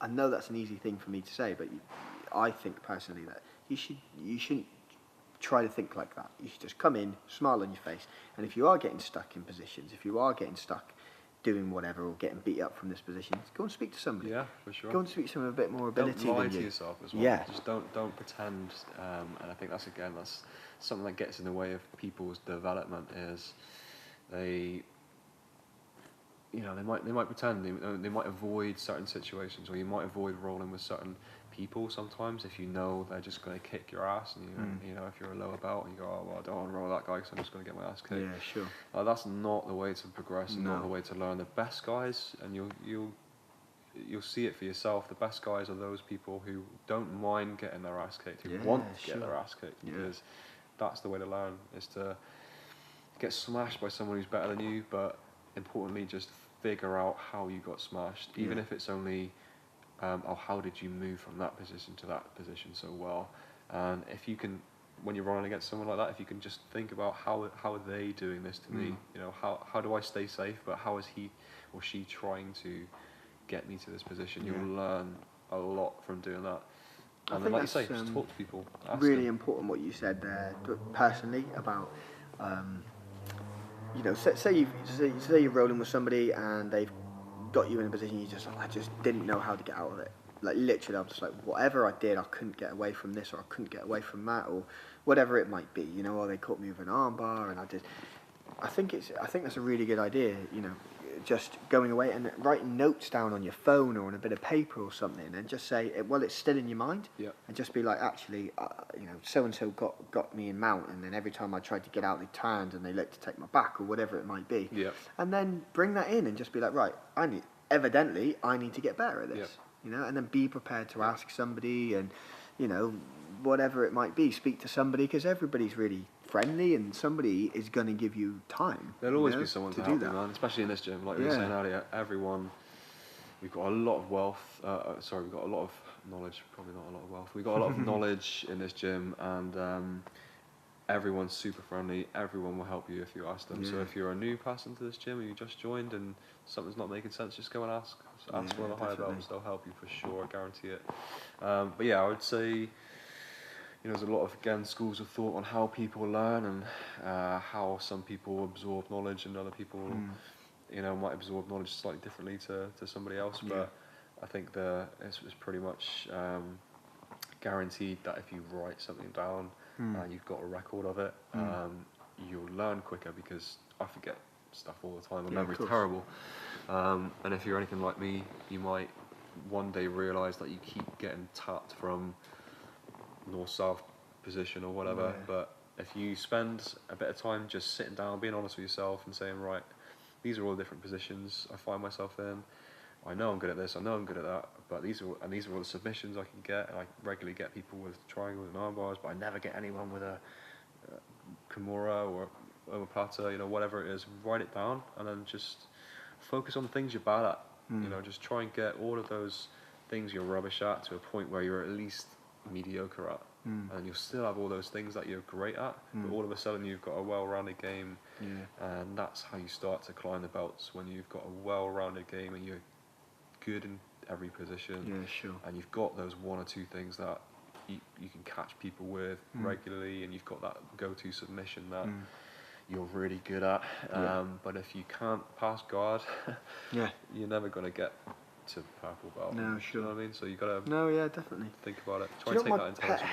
My pet hate is when I speak to people, not just in jiu-jitsu, but in general. Like, when I used to play football and coach in football and all sorts, and when they turn around and they say, "Oh, I can't do it because I've got my hamstrings don't stretch that far, or I've got dodgy this or dodgy that, or I can't do it because I've got small arms," or whatever it might be. And it's just like, it annoys me, because every body shape and every approach, somebody who's 100 kilograms might not be able to do berimbolo underneath someone and then take their back. Well, they might, but the likelihood is, if they're not as flexible, there's other approaches. You can still get to your end goal. You just might not be able to go this way. You might have to go over here and then there and then there and then in again. And I think that, again, is something that, training here, and I think that if people who are listening to this, and if they can take that away as well, to say, actually, I might not be able to do what this person does, but if I just slightly tweak it to suit my body type or my approach to it, and then I can do this and I can do that, they'll get to the same result. They just need to be prepared to maybe try something slightly different. And I think that's a huge thing that I maybe over the last 5 months have noticed, that yes, we're taught certain techniques, and yes, we're taught to do certain ways and certain things, but the thing I love about jiu-jitsu is, and this is what has helped me think a little bit more, is actually, if I take 98% of what I've just been taught, but that little last couple of bits I can't quite do for whatever reason, I'm not going to make an excuse and never try it or never attempt it, but I'm going to just slightly tweak it because it works better for me. So, like, for example, rather than grabbing the scruff of the pants and pulling the leg up like that, I might underhook the leg, because that's better for me. I'm still going to get the same result. I'm just going about it a different way. So I think that's what I would like people to do as well. And the conversations I've had with people, that if I maybe had thought about it differently, when I first started, that yes, I'm taught exactly how it is, but I can't quite get it. But that's okay, because you can still get to your end result. You just might do it slightly differently. And I think that's what people need to be aware of as well, that there is no set pattern. There is no set thing to do. You can get to somewhere, but you might just slightly do it differently, and that's okay. It is okay, mate. Yeah, it's a really good point, really well thought through. It's jiu-jitsu is for everybody. Anyone can do jiu-jitsu, but not everyone can do everything that everyone does. Sure. So, there'll be some things that your body type might just not allow you to do. But I completely agree. People who say, I can't do this, or it's quick to say, I just can't do that because I can't do that because they're not necessarily being honest with themselves, or if they are being honest with themselves, they're not really trying hard enough. They're not thinking about the end result. They're just thinking about, how can I get from A to B as quick as I possibly can. Exactly. You might have to go through B, C, D, and E to get to the next step. But that's okay. Do it. Exactly. And learn. Really, if you are being taught something and you don't get it, the worst thing you can do is just go, that's not for me. I'm too big for that. I'm just going to give up. It's the worst thing you can do. The best thing you do is to try and listen and really try and get it. And if you don't get it, think about it, come back the next day, try it again, try a different approach, try and talk to somebody else, try and talk to your instructor, why is this not working? But don't be so beat up that I just can't do that one, never mind. Like you say, if you can really exhaust all options and then finally figure out that, okay, maybe you're a bit too tall to be pulling off the whatever move, then at least you fully truly know, you know, the capability of your body type, and that's okay. You know, you can do other things. Jiu-jitsu is infinite. Like I said, that's why I think it's so addictive. I think so too, man. Because it is infinite, you know. So and much I think to it. if people took that approach, you know, we're talking about maybe the slightly more, you know, bigger guys or girls. You think about the smaller ones. Not looking at Will. Oh, Will. Where's Will? But you know, I will. But no, I think that, you know, using Will as an example, who's arguably one of the smallest in the gym. Sorry, Will. But if he took that approach every time and thought, I'm not going to spar against that 90 kilo 6'2" guy, that he'd never fight. Yeah, exactly. And then Will beats most of the people up. So I think that is a real key point, that you have to go in with a different approach. And actually what works for a 6'2", 90 kilo guy isn't going to work for someone who's slightly smaller. But would you agree with Will? And I'm talking about you, but that approach, you have to take a different approach. You have to take a different style and a different kind of technique base. And that's okay, because you're still going to get an end result. It is. You just have to take a different journey. Everyone learns differently. Everyone's body is different. Everyone's mentality is different. You do have to find your own way, and that's again one of the incredible things about jiu-jitsu, is everyone's game is different. When you get to that higher level, when people have had years and years to hone their own game, everyone's different, man. You take bits from your instructors, and you take bits from everyone that you train with and that you learn with, but ultimately you get your own game out of it, and you carve your own style. And that is the biggest thing for me. That being able to just, or literally one day, just like sitting back and going, do you know what? Everything that they're showing me, I can do 95% of it, but I just can't quite do the last bit. I can't quite finish it that way. But actually, if I just slightly move and put my foot maybe in a slightly different place, I get the same result. I get the sweep or whatever, but I just do it in my own way. Do you know what I mean? Absolutely. And I think that's what people need to maybe be a bit more aware of, that they can still get to somewhere. That's what also as well, like if you're trying to pull things off in sparring and they don't work, or even in drilling and they don't work, I guarantee it's not the move. It's probably your approach to what you're doing. So you're probably doing something wrong, and that's okay. You know, everyone does everything wrong until they learn how to do it right. Absolutely. So just because you do it wrong, don't not do it. Don't quit. Just don't think you can't obtain that knowledge.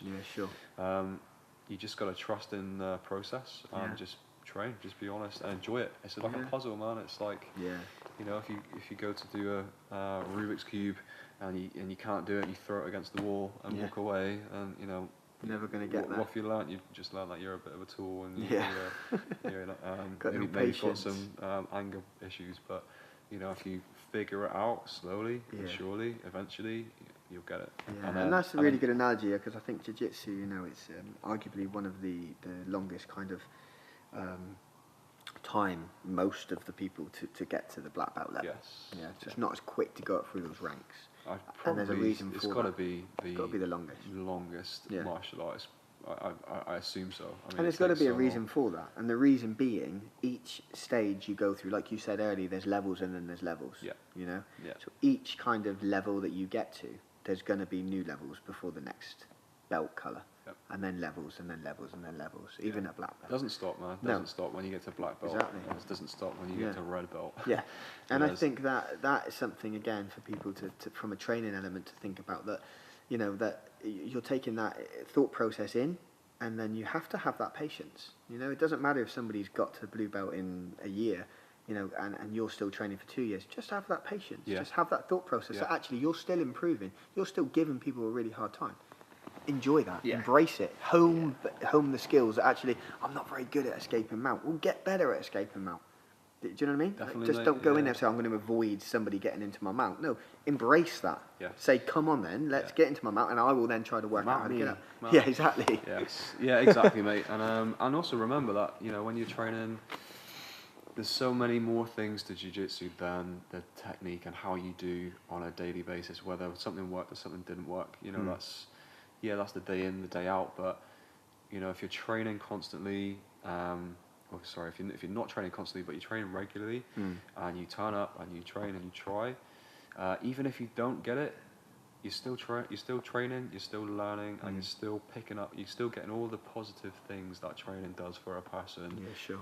You just kind of keep that in your head, that and that's hard sometimes with perspective, but you just got to realize that turning up and training, you will get better, but all the other positive things that come from training are happening as well. You're going to be getting more confident, you're going to be getting more disciplined, you're going to be getting more assured of yourself, you're going to be developing those kind of like mental skills that come from training jiu-jitsu over years and years and years and years, and that kind of like fortitude of that, I'm in a shit position, but I'm going to relax, I'm going to take it easy, I'm going to think my way out of it, and I'm going to progress my position. Yeah.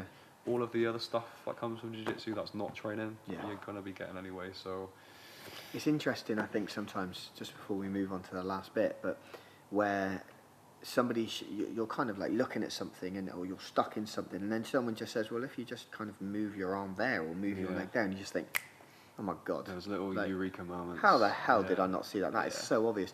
But I think that goes back to, in some respects, it's knowing that, you know, so there is an element of just actually being able to see that, because you're trying to open those little mind doors to see those different bits. Yeah. But there's also an element of, if you're in the zone and you do kind of have that red mist and all of a sudden it's all power and all like, you miss those easy opportunities. Like actually, if you're caught in a little whatever, and then actually all you need to do is lift their leg, move it, and then you're out. Yeah.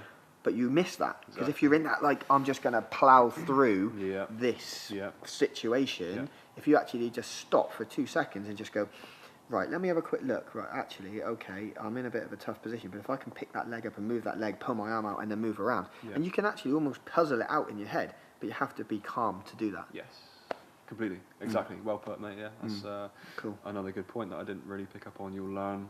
Well, I guess you did say you'll learn quicker, but those opportunities, those little moments for eureka moments, you won't get that exactly like you just said. And I think, you know, getting people to understand, to just look around the current situation. Right, okay, how's he holding my arm right now? Right, if I manage to can I break that grip and pull my arm out? Like, all those things that you miss if you're in that red mist zone. But and again, you're allowed to do that. I don't think people necessarily think that. They're just like, I'm going to try and break this away, and it's not going to work. Yeah, sure. But if I can break that grip and pull my arm out and then bring it back round, then it's going to allow me to have a free arm. Yeah. Do you know what I mean? Absolutely, mate. Yeah, and on that point, you know, seek knowledge from other people for sure. Yeah, sure. That's how you learn jiu-jitsu, is you pick bits up from everyone, not just your instructor. And don't be scared to do that. Don't be scared, you know? Sure. Don't be scared to do that. So if anybody's watching this that is relatively new, or they're a little bit shy or something, just ask. Just talk. Say, excuse me, buddy, can you have 2 seconds? And like you said, I don't think there's anybody that would turn around and go, get lost, mate. Exactly. And if they did, they're not welcome, are they? Yeah, exactly. They're not welcome. Yeah. So talk to people. Find people who are good in positions. Like, you get different people who've got different styles again, but we've got lots of people who are really good in half guard. We've got people who are really good at leg locks. We've got people who are really good on top. People with a really crazy open flexible guard, and you know, I could name all these names. I don't need to, but you know, go and talk to that person if you're struggling with your open guard. You know, go and talk to that person who you just cannot pass their guard for the life of it, because they're just so good. Yeah. Go and figure out what lessons they've got to kind of give you. Yeah. Sure. So. Use everyone. Don't just rely on your instructor. And don't rely on YouTube videos. I mean, YouTube videos are great, man. Yeah, they are. If you can't get to training, you can learn a lot. That's one of the other things about jiu-jitsu, is you need instruction. You need to 9 times out of 10, everything you learn should be from things that are kind of taught in class, or that you're talking about with other people. But I don't really know many other martial arts where you can go and look at technique videos online, and then you can see someone breaking down something so intricately, and then adapt that into your game and visualize that. The next time you're rolling, can I try that when I'm rolling? Like, there's nothing wrong with that, man. I think it's cool, like, to use YouTube videos and look at it, but I think if you just become heavily reliant on that, or if you're looking at something that's just like way advanced, and then you're coming in and giving it a go, and you haven't even got the fundamentals right. That's what sometimes I've discussed as well with people. They'll come in and they'll try all these like weird and wonderful spinny things, and then you just think, you you can't even stand up. Yeah. Like, so why are you trying that? Well, the way I like to think is, as long as you're having fun, Yeah. if you're enjoying it, that's the main thing. That should be the first thing. If you're just if you're coming up, if you're turning up and you're enjoying the process, Yeah. even if you're trying wacky, stupid stuff, you're gonna learn. But at the same time, you're gonna learn quicker, and you're gonna learn faster, and you're going to be better if you learn in the right way. But the most important thing should be that you're enjoying it. Yeah, definitely. Okay, so how long have we been going, guys? Okay, so we're just coming to an end now, Ryan. Cool. So a couple of questions. One very quickly, Devon Open. Yes. So you're in charge. You are kind of the head honcho with regards to the Devon Open. Sure. It's the third one that's coming up. Correct. Yeah? Yep. 1st of June. 1st of June, Saturday, Brilliant. 1st of June, at Marjohn's. Gi and no gi Gi tournament. and no gi tournament, yeah. So let's just spend 5 minutes before we've got the last couple of Sure, questions, sure. which people have asked, so Okay. I said I'd read them out. But what's it like running your own tournament then? How did that come about? Like, I mean, 'cause that's a big thing, right? And the Devon Open, I mean, I've been to both of them, and they're big tournaments. There's a lot of people there, kids and adults. Yeah. So what's... I've done a couple of tournaments before. Was it something that someone asked you to do, or Yeah. something you were like, you know what, I'd quite like to run a tournament? So I've been involved in helping organise tournaments before. And you referee as well, don't you? Referee, yeah. But when the gym got a bit more established, Darren and I had a bit of a chat and said that he basically asked me to set it up, with his help and get it up and going. And I said I would be happy to help because it's good for the gym. It's nice to give back to the gym. It's good for people who want to compete but don't really want to travel that far to compete. We've never really had something in Plymouth, to be honest. So I was happy to, give it some time and effort and put it together. Darren's been, great help and obviously funds the whole thing. So if it wasn't for Darren, it wouldn't happen. So it can be a bit tricky. There's a lot to it actually. Which I forgot. There's a lot of work that does go into it behind the scenes, and I think people kind of take that for granted sometimes. Not that I'm complaining. It's I enjoy it. It's fun. But there's an awful lot that goes into running. There's quite a bit of admin that goes into it. Yeah. And like you say, they're popular. That's because people like to compete at tournaments that aren't ridiculously expensive, like some tournaments around the country are. You're talking 70, 80 quid at some tournaments just to compete, which I think is just crazy ridiculous. money. Plus you've got to travel if you're from this part of the country. Plus you maybe only get one fight. I don't know, that might be it. So when we put this thing together, Darren and I both agreed that we wanted to do something for the gym, but for people who want to compete but don't want to pay a lot of money. So we keep it cheap. We make sure that people get more than one fight. They get at least 2 fights. We give free entry to absolute divisions so people can try their hand at absolute. Although we don't do white belts, but that's for safety reasons. Okay. So it's blue belt above is blue absolute. Blue belt and above for absolute. But we do gi, we do no gi. There's quite a cheap registration fee in my opinion. That will get you to both. So gi and no gi. So you're pretty much guaranteed 4 fights. And I think that's important. So anyone who hasn't entered before, who's never been in a tournament before, in some tournaments you pay quite a lot of money, and then you can go, you lose, you fight, you're out. Yes. But in this particular one, you can go into a pool of fighters, whoever you're fighting against.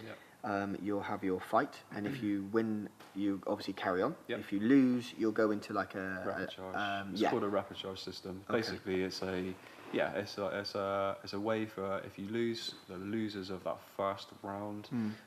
Again, in a lot of tournaments, you just go home then. And if you travel 3 hours to it's just crazy, have one fight, 5 minutes, you get tapped out in the first minute. Bad luck, you got to go home now. Whereas the repechage system is, again, it takes more time to organise and can be quite tricky sometimes to make sure that happens for everybody, but it's one thing that we wanted to make sure that I think it's really important, because if you can go away and you can say, well, I've paid 30 quid to compete in the tournament, or 40 for both, I think it is, but you can at least you're going to go and you're going to get some fights. Okay, I lost the first one, damn, I get a chance to redeem myself. So it's nice to have that. I think so. And there's other things that we try and make sure we do as well. I've been to tournaments, lots of tournaments in the past, either competing or just watching or coaching, where in my opinion, the good one thing that we do really well is we're really safety conscious about all of our competitors. And the one thing that I talk to all the refs about before and during the event is, you know, it doesn't matter here and there if you make one mistake or you miss a bit, and you might have missed some points for people like that. That happens. It's the nature of the game. Obviously, we try to make sure it doesn't, but it just happens. But the one thing that we make sure we focus on is that everyone's safe. So if anyone's worried about competing or they want to put their kids into competing, you have my word that I'll make sure that they're safe as they can be. You know, we don't let the submissions go on too long. We will be there to stop it. I don't care if people don't tap. If they're in a real bad position, I'll stop the fight. Yeah, good. I think that's important to say. I think people who, the people that are going to end up watching this, the likelihood of them competing is quite high. I would say. Sure. So, you know, that's important. That, you know, if you are in a bad spot, you know, and you can't, and the referee feels that you're not in that approach to escape, then be prepared to just, the referee's going to stop it because they don't want you to walk off with a broken arm or whatever it might be. I've been there before. Like I said, that first tournament, it's crazy. In Lisbon, I was in an armbar. I'm not tapping. I come all this way, and I came out of it and I couldn't lift my arm. Ugh. And you know, I wish the ref had stopped it. Yeah. You know, I probably would have been a bit angry at the time, but you know, I didn't. If he saved me a broken arm or damaged ligaments, which plagued me for another 3 years. And you might be angry for those 2 seconds, go, I would have got out of it, but the referee's experience. Exactly. And the referees are going to be looking at the situation, how tight is that submission on, and actually you're not getting out of that. You're about to break your arm or you're about to be choked out, so let's... Safety first, 100%. So we've been doing it now for, this is our third one, like I said, Saturday. It's been really well represented by lots of different gyms as well, which is great. People seem to enjoy it, mate. Yeah, it's great. Really good venue as well. Mahjong's, good. The sports university. It's big open room. There's there's cafes there. There's good changing facilities there. There's free parking. All the boxes that you want to tick, in my opinion, we've got, fortunately. And yeah, it's a relaxed thing as well. We try and keep the atmosphere relaxed because again, it should be a fun thing. Yeah, people want to win and want to do well, but you know, it's about going there to have fun, watch some jiu-jitsu, talk to some people on the circuit scene, enjoy it. So we try and keep it fun and friendly. So yeah, get involved. 1st of June. Great, thank you. Okay, so we're just going to finish off. We've got a couple of questions here. Cool. So, first question. How did you come across your style of rolling? I think we've kind of covered that. I think we've covered that a bit, yeah.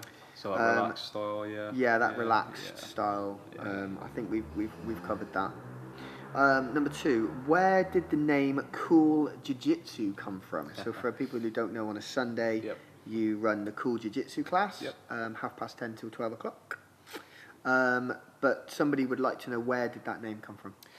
Do you know what? I wish I had a really cool story to say, this is why it's called Cool Jiu-Jitsu, because this guy came and said, man, you're really cool. But no. I don't know where it came from, to be honest, mate. It's just cool. It's just something that got mentioned at some point as a bit of a joke, and it's just kind of stuck. Really, nice. So I think just a fun thing. For me as well, like, you know, someone who comes down here and trains quite regularly on a Sunday, is that it's quite relaxed. Very relaxed. I think it's during the day, which is different. You know, there are sessions during the day, but they're not as popular as a Sunday session because obviously people have to work during the week. It's I think, you know, there isn't like constant kind of noise going on. There's not bags being pounded from the kickboxing or the Muay Thai classes or anything like that. It's Muay Thai. How do you pronounce it? Muay Thai. Sorry, James. Kenny. Yeah, it's not a Muay Thai, Kenny. That's a cocktail. And so maybe that's another way of looking at it. It is pretty cool, relaxed. It's got that kind of vibe to it, which is nice. It's just, for me, it's just the relaxed nature of it. So, yeah, you need structure in a class, obviously, but I think it's a Sunday. Everyone just wants to relax on a Sunday, so I try and keep it real, just calm and chill. We do some technique. We do lots of rolling. That's a good thing about a Sunday. Yeah, it's good. I like the fact that it's half an hour longer. That half an hour adds quite a lot to it. Yeah. You know, rather than the 10:30 till 11:30, you've pushed it to 12. I think it adds. 2 hours is probably a bit too long, and an hour is probably a little bit too short. In my opinion, like I think in the week it's hard to do. Yeah. For timetable scheduling wise, very hard to do an hour and a half classes. Yeah.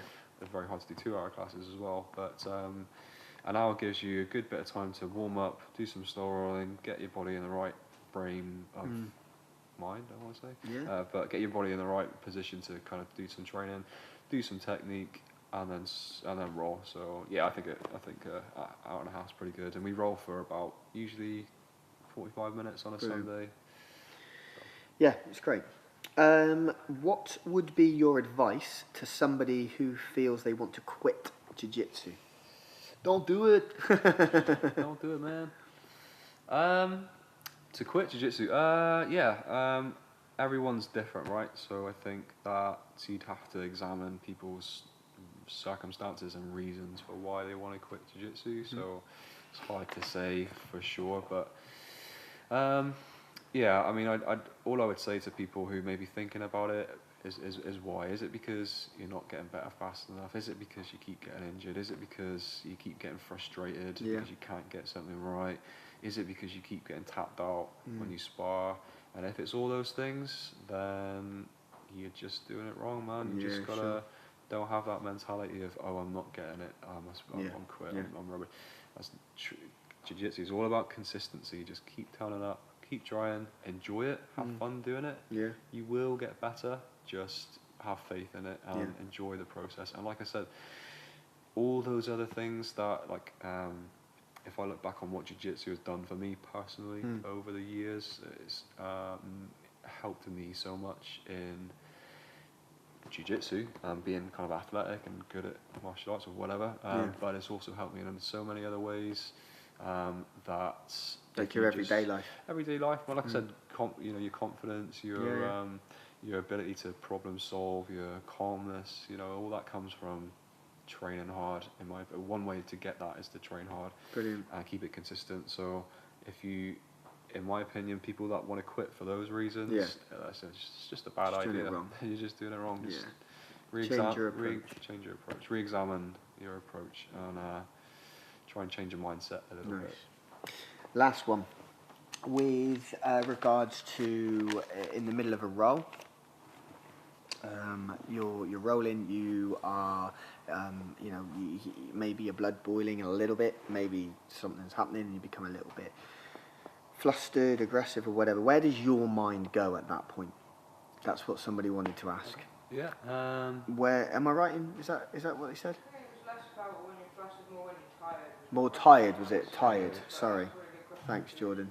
Yeah. So when you're tired, yeah, it was tired. You're right. Thank you. When you're tired and you whatever's going on and where does your mind go? How do you kind of overcome that?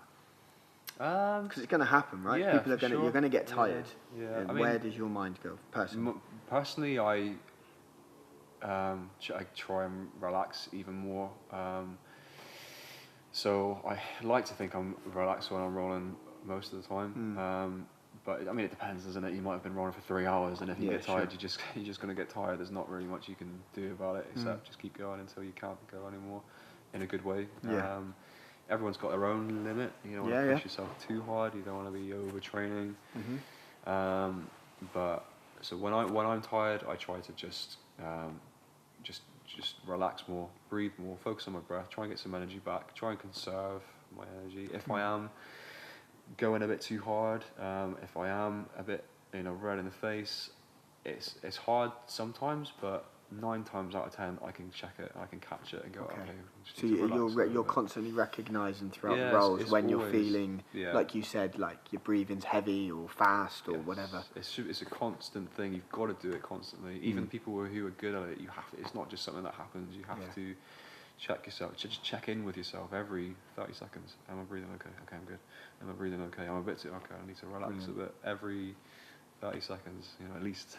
Yeah, just keep checking as you're going through. Yeah, and adjust for sure. So it's not necessarily that your mind goes somewhere, as in like into like a little box that you kind of can keep yourself reserved. It's more about just checking yourself and just monitoring your own performance as you're rolling. But your mind can go into other places when you're rolling hard. It's more about bringing your mind back into where it should be, which is, I should be calm, I should be relaxed, I should be thinking about what I'm not doing or what I'm doing wrong, rather than thinking, God damn it, I'm tired, or God damn it, this guy is real heavy.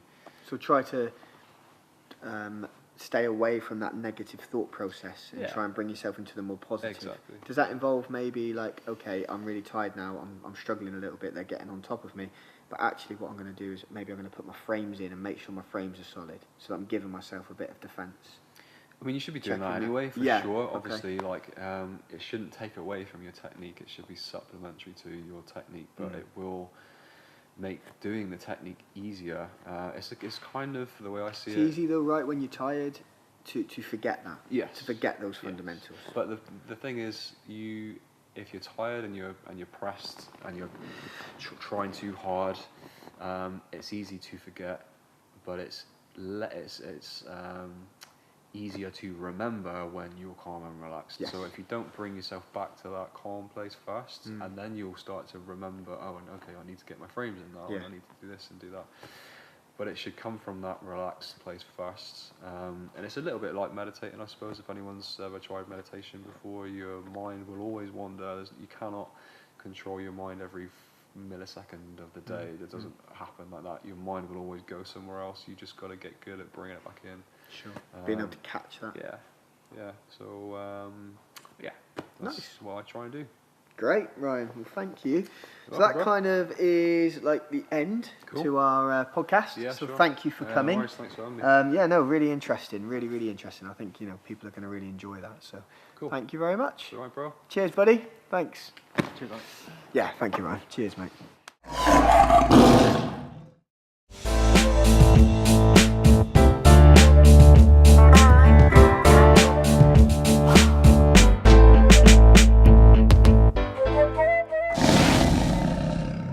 Yeah.